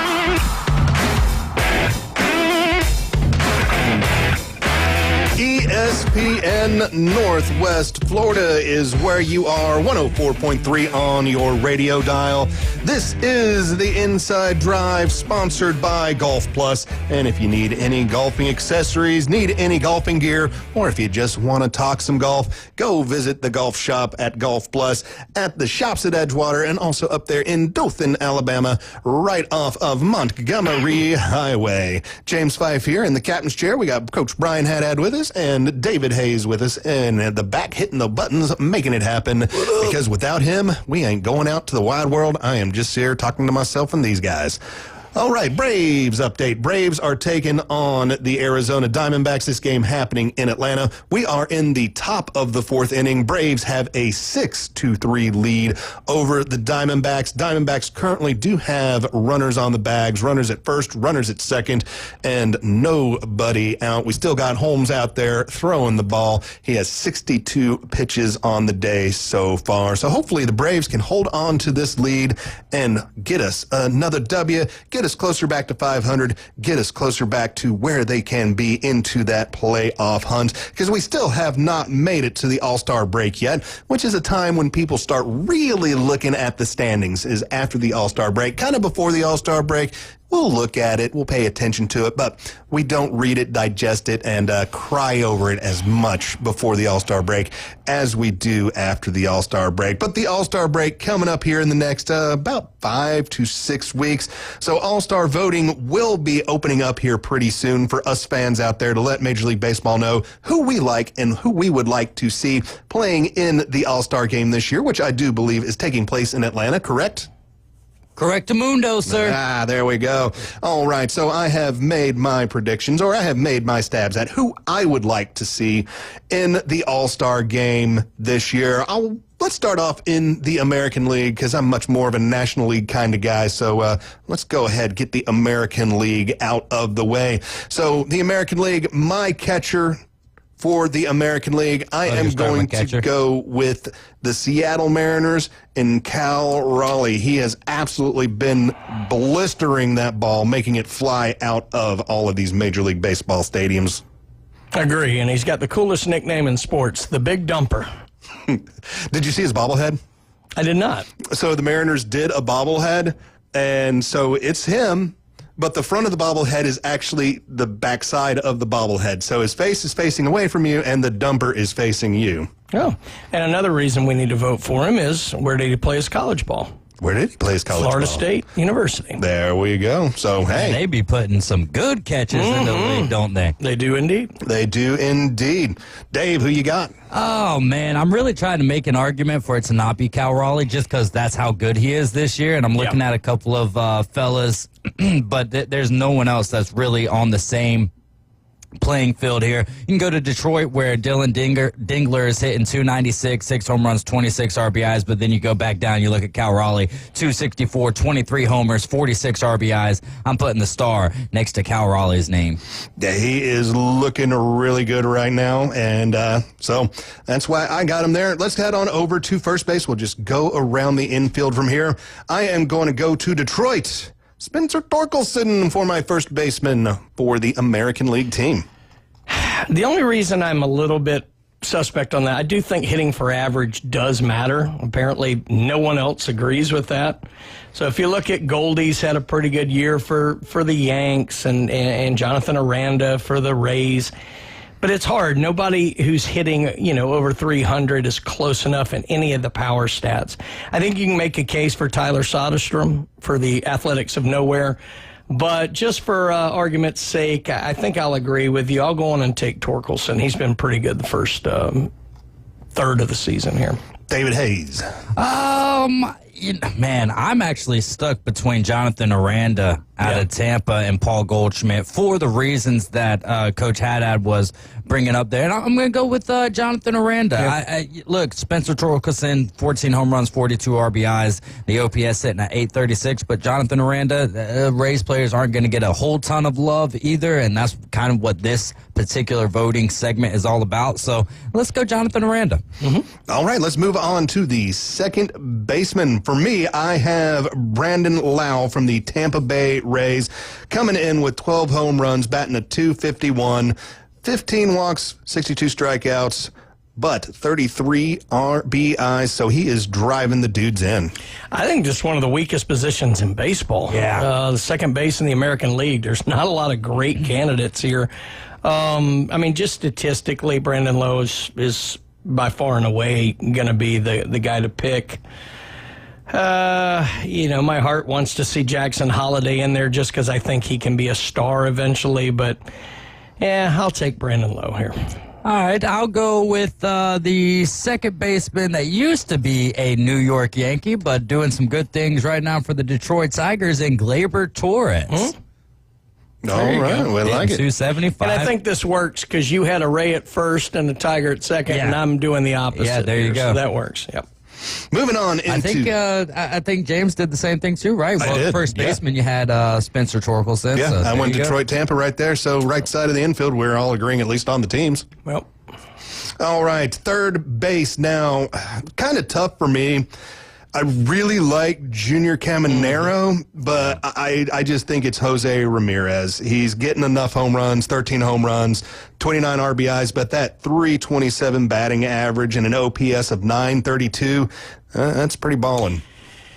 I can't believe I'm going to do this. Because I like Ramirez. I think he's the most underrated player in baseball. I'm going to actually go slightly different just to do this, just so everybody says I'm not just a Yankees lover and a Red Sox hater.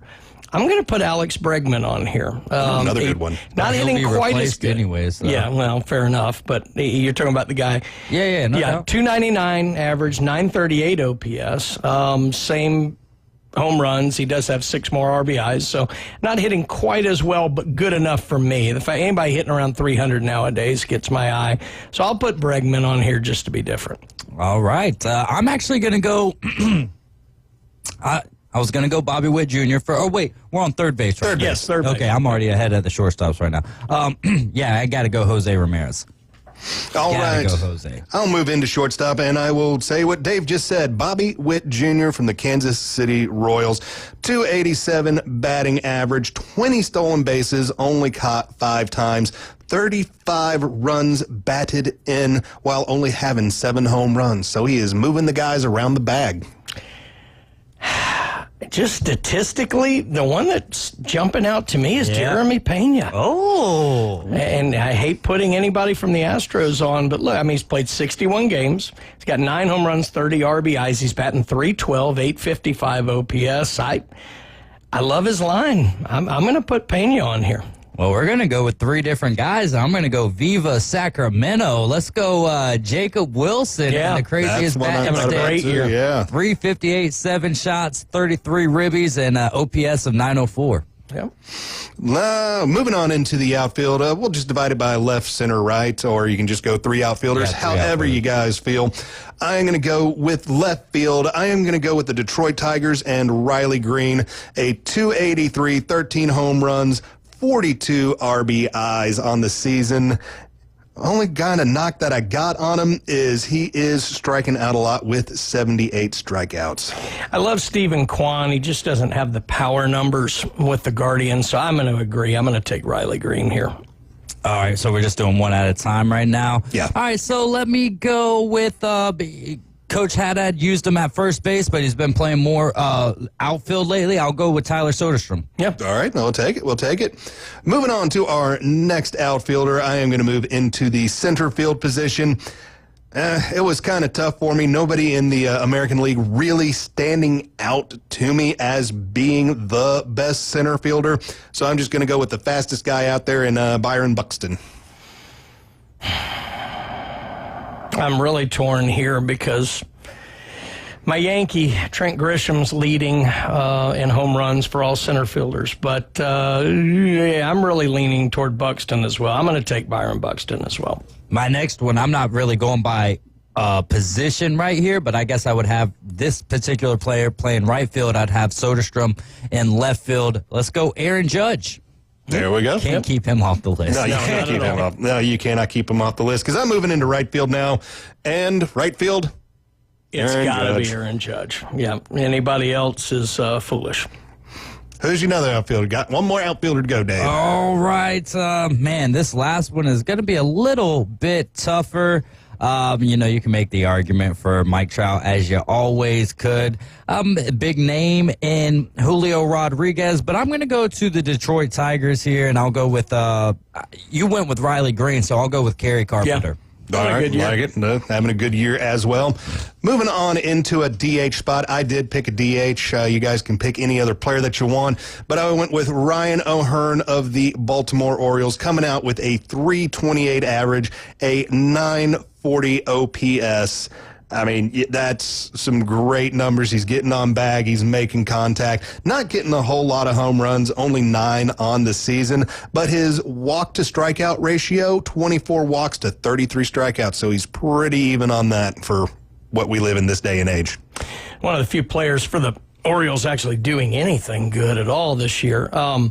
I like Ben Rice here, but I think it's mainly because he has exceeded my expectations more than overall he is dominated at that position. And he's only hitting .250. I guess if I'm going to be slightly different on O'Hearn, despite all the rancor over the position and everything, he has 54 RBIs on the year. I'm going to take Rafi Devers in this spot. Ooh, started off. I got 2 Red Sox on the team. It's killing me. I don't have any Red Sox. I have a lot of Tigers, and I think the team that's going to be leading the vote for me to this point is going to be the A's because I'm going with Brent Rooker at designated hitter.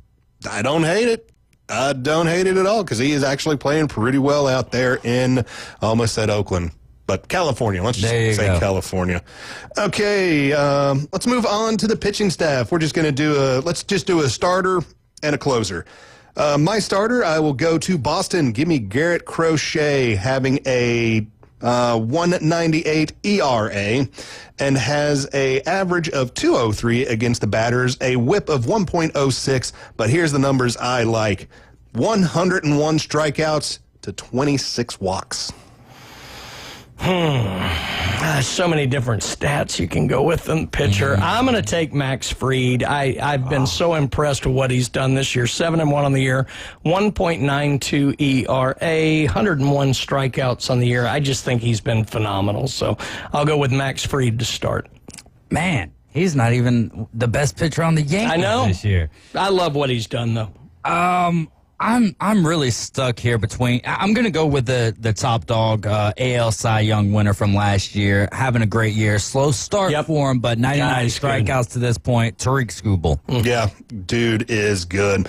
Let's head on into the back end of the bullpen. Let's go to our closer. I'm going to go to Houston, Josh Hader. 16 saves on 16 attempts, 39 strikeouts, 6 walks, .73 whip, and an average of a 144. That is domination.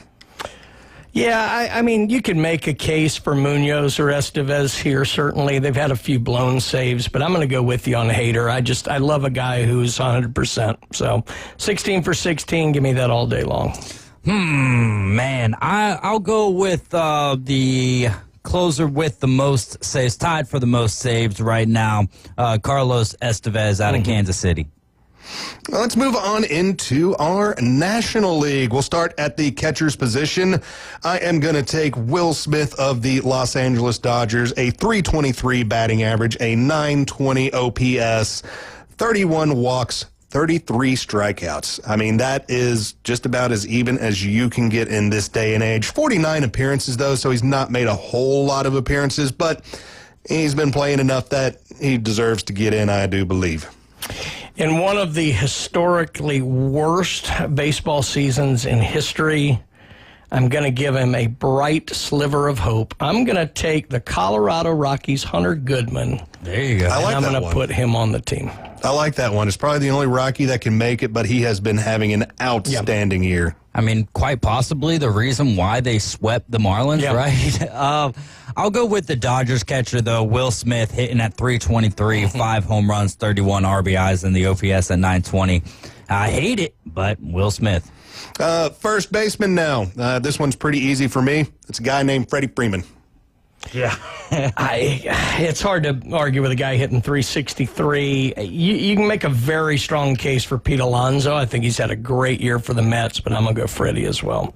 Yeah, Freddie. The sweep for Freddie. Is that our first sweep? That's our first sweep so far. So, yeah, Freddie Freeman. Well, Aaron Judge probably. Well, Aaron Judge, too, yeah. We put him in different positions in the outfield, but he is still going to be there.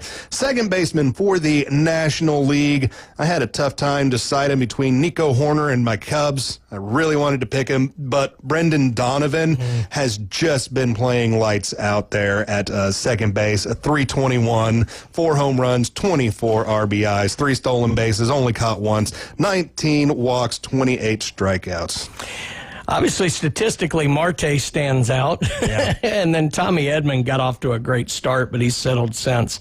Yeah, I'm going to go Donovan here as well. I like the stat line. I like what he's done. Wish he hit for a little more power, but he is a second baseman, so we'll take it there. Well, if the Diamondbacks could score some more or get some more runners on the bags for Ketel Marte, they could be in a better position. But to avoid a sweep there for Brendan Donovan, who has been lights out for me in fantasy baseball, I will go with Ketel Marte. Yeah. I wish he had a few more games, but that's the way it goes.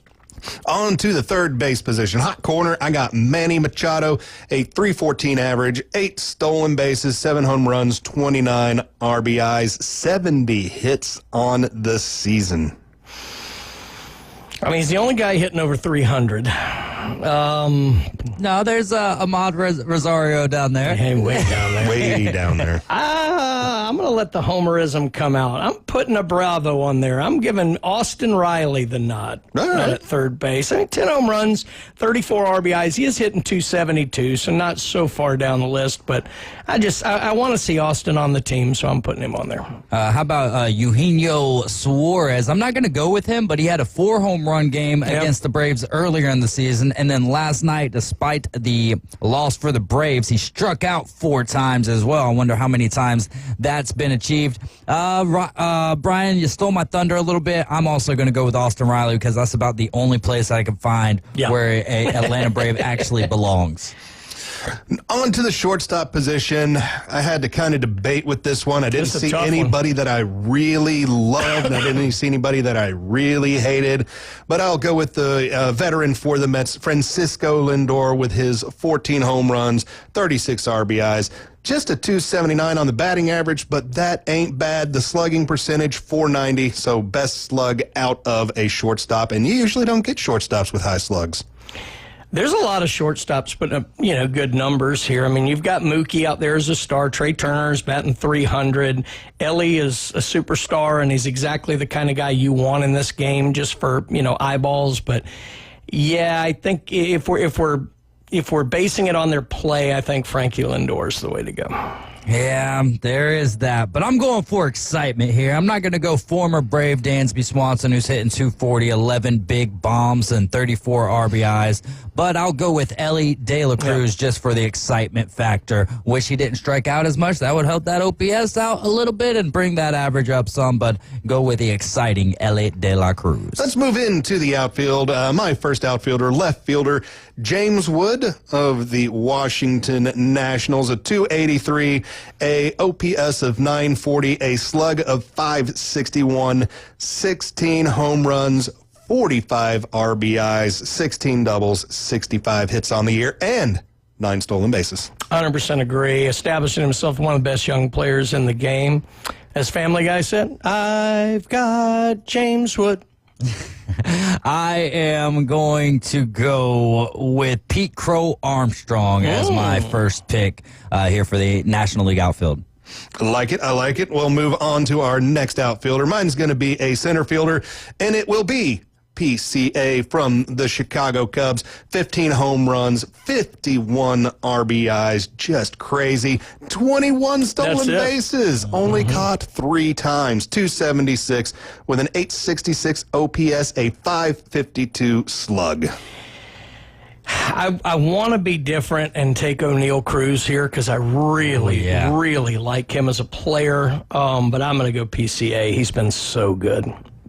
All right, my next one, man, it's crazy Juan Soto being way down this list here because of that 232 average. But my next one, oh, golly, I forgot about this fella, too.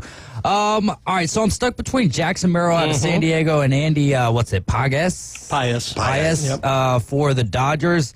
And very close in the OPS department, but pretty much every else statistic, Paez is winning, so I'll go with the LA Dodger over there. Our last outfield position, I'm going with a right fielder. I'm going to stick in Chicago.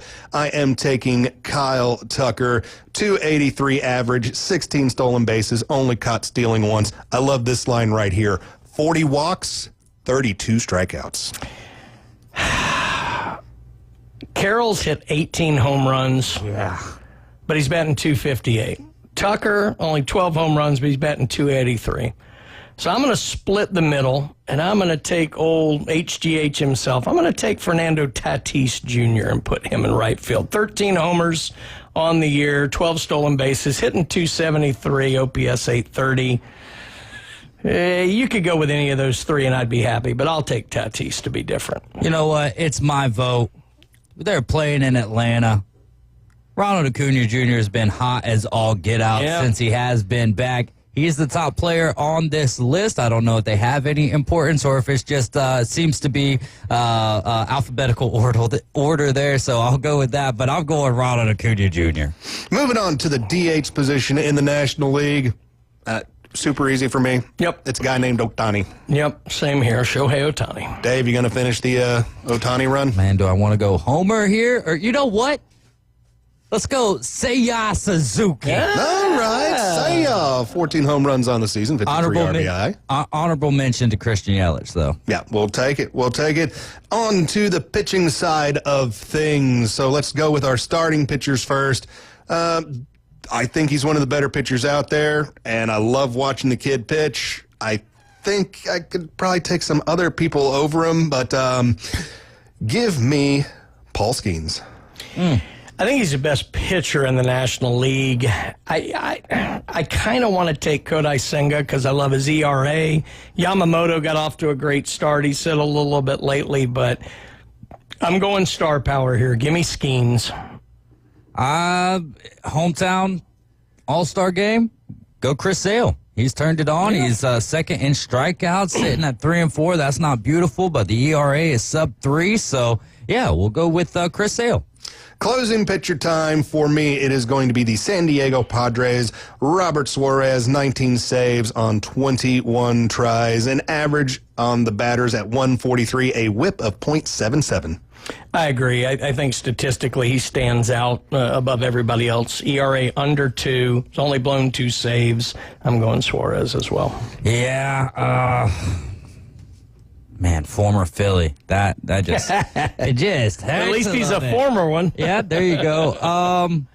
Yeah, that's the decision. Yeah. It's going to be Robert Suarez. Strikeouts. I mean, he's just better across the board. There we go. Our early predictions for the Major League Baseball All-Star Game. When we get back, our $2 bets, and we will also have This Day in History. You are listening to the Inside Drive, sponsored by Golf Plus, right here on ESPN 104.3, Northwest Florida.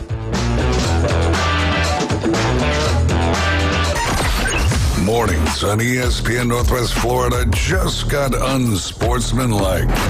If Will Howard is on the board to be your starting quarterback at any point this season, that means you should have drafted a quarterback earlier in the NFL draft. That's the problem with allowing the Aaron Rodgers thing to drag out after the NFL draft, because you limit the options that you have to upgrade that quarterback room. Evan, Canty, and Michelle. Weekdays 5 to 7 on ESPN Northwest Florida. Now in stock at Tommy Otto's. 2015 Jeep Grand Cherokee Altitude. Luxury at a value price. $13,995 or a 2017 Hyundai Santa Fe Sport with one owner. Sporty and affordable. $11,995 at Tommy Autos. Buy here, pay here. Financing options available. Everyone is approved. Tommy Autos, 2209 West 15th Street, Panama City. 850-960-8664. For the latest deals and specials, follow Tommy Autos on Facebook. Add tag, tax, and title. Hi, folks. It's Tracy from Tracy's Fine Jewelry. Did you know that we have a master jeweler right here in the store?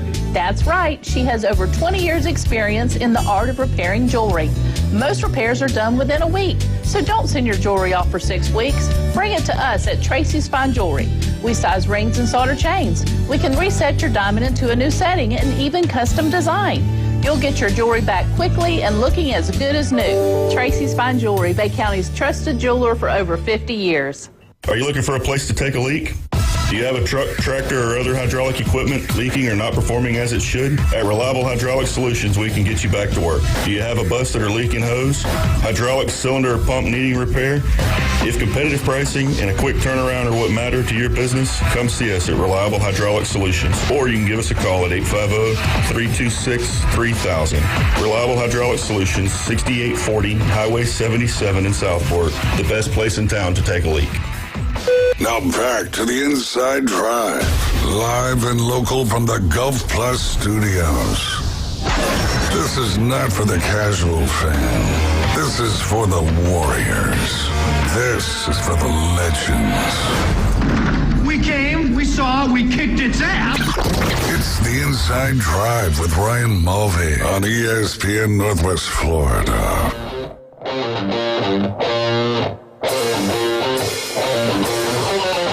Inside Drive right here on ESPN Northwest Florida 104.3 on your radio dial. You can call the show and you can text the show 850-215-6290, and be sure to be following us on Facebook, Twitter, Twitch, YouTube, and all of those kind of places. Also, download our app and take us with you everywhere that you go. We are the home for the Braves on the Gulf Coast. Braves on the radio again here tomorrow night. Pre-game 8 o'clock. First pitch, 9:15. This game will be played against the San Francisco Giants, and voting starts tomorrow for the Best of Bay. The Inside Drive with Ryan Mulvey and the Coach James Hale Morning Show are nominated for Best Radio Local Personalities. So head on over to ESPNPC.com tomorrow and start voting, so that way we can keep that trophy right here in studio where it belongs. We're going to head on into our $2 bets on the day, and I will tell you, last night, out of my 3 bets, One bet did hit, and that was my bet on the Panthers to win, or the Panthers plus 1.5. Bobrovsky over 24.5 saves, and it was an over on the score. I did get the hit on that one. But for tonight, how am I feeling? I'll start off in the NBA. I'll take the Pacers with the points, so that's the Pacers plus 9. I'll take the under 230. I got Williams on the over at 22.5 points, and I got Chet with the over at 9.5 rebounds. This is a big one. If it hits my $2, will give me $37. Obviously, I don't have this in front of me and all, but if I were going to take your bet, I actually would take the opposite in terms of the game. I think the Thunder are going to blow them out here in Game 1, so I'm actually going to lay the 9, and I'm going to take the Oklahoma City Thunder. Dave, respond? I ain't got time to respond to nonsense. All right, let's see what this little slip is looking like right here. I'm going to take the Pacers plus 9.5. I'm going to take the under for SGA of 33.5. I'm going to take the over. This is a wishful thinking slip if you don't understand that by now. Over 17.5 for Tyrese Halliburton in points. Over for Pascal Siakam in points at 19.5. Mm-hmm. Over for Isaiah Hartenstein in rebounds at 7.5. And then over for Tyrese in assist at 9.5. $2 would win $52. There you go. Big bets, big bets. Let's see if they cash. See, I just got to respond to you guys because I have to avoid the temptation of even having this app. So, yeah, this is not the best second. It's bad for me. I told you, I have a thing. I have to be present in a sports book to bet on sports. All right, my next one. We're going into Major League Baseball. I got the Cubs for the win. Seiya Suzuki for over half a hit, Kyle Tucker for over half a hit, and PCA to get me over half an RBI. My $2 bet will pay me $11.45. That's a pretty sound bet. I like that one. Where are we at? I just want to take 3 favorites from today. How about the Pirates? We were making noise about them when they lost to the Astros 3-0 after the great start by Paul Skeens. But last night, the Astros were blanked by the Pirates 3-0. I am looking for for the Astros to return that favor tonight. So I'll go with the Astros. I'll take the Tigers. And last but not least, I will take the Yankees to beat the Guardians, and that $2 bet won't fetch much, but it will triple up at $6.76. My last bet of the evening, I will get the Yankees for the win, and I will go with Aaron Judge for over half a hit. My $2 bet will pay $3.38.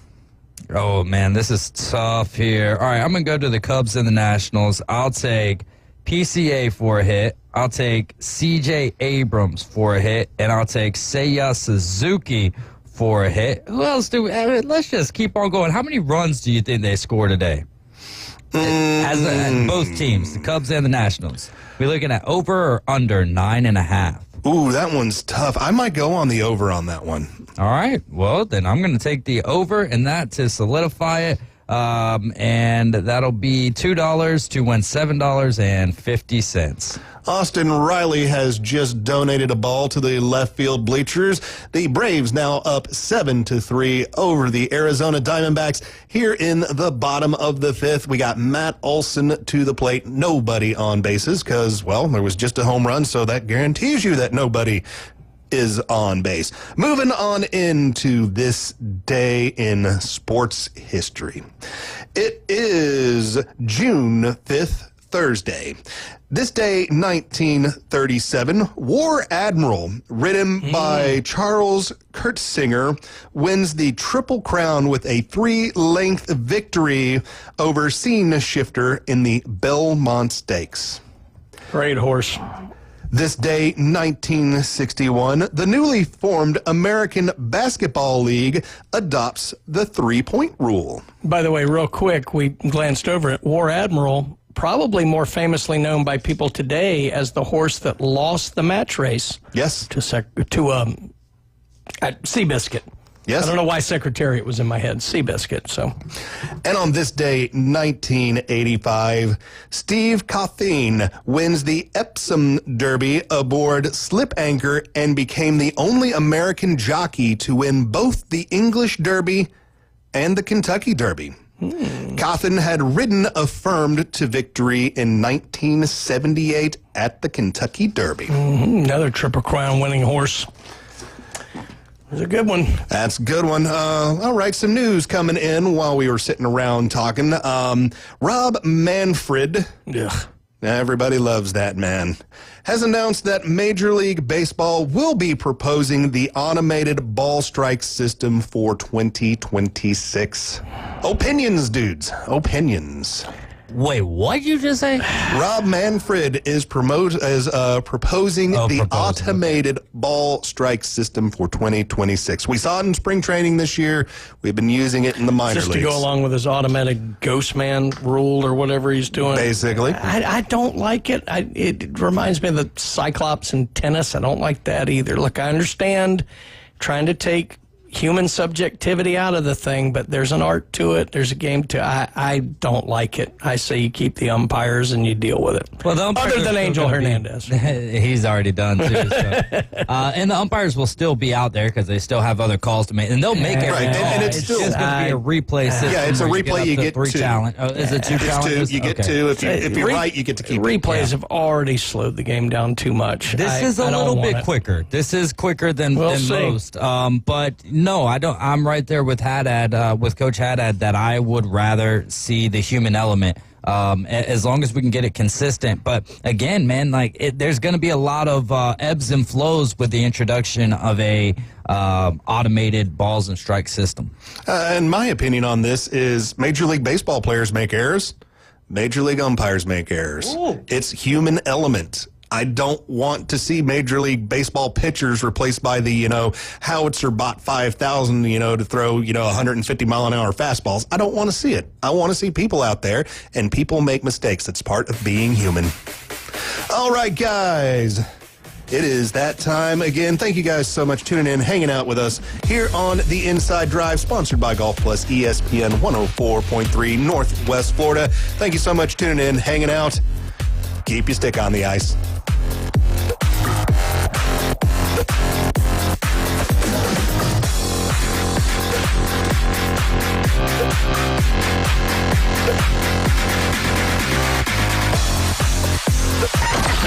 Mornings on ESPN Northwest Florida just got unsportsmanlike.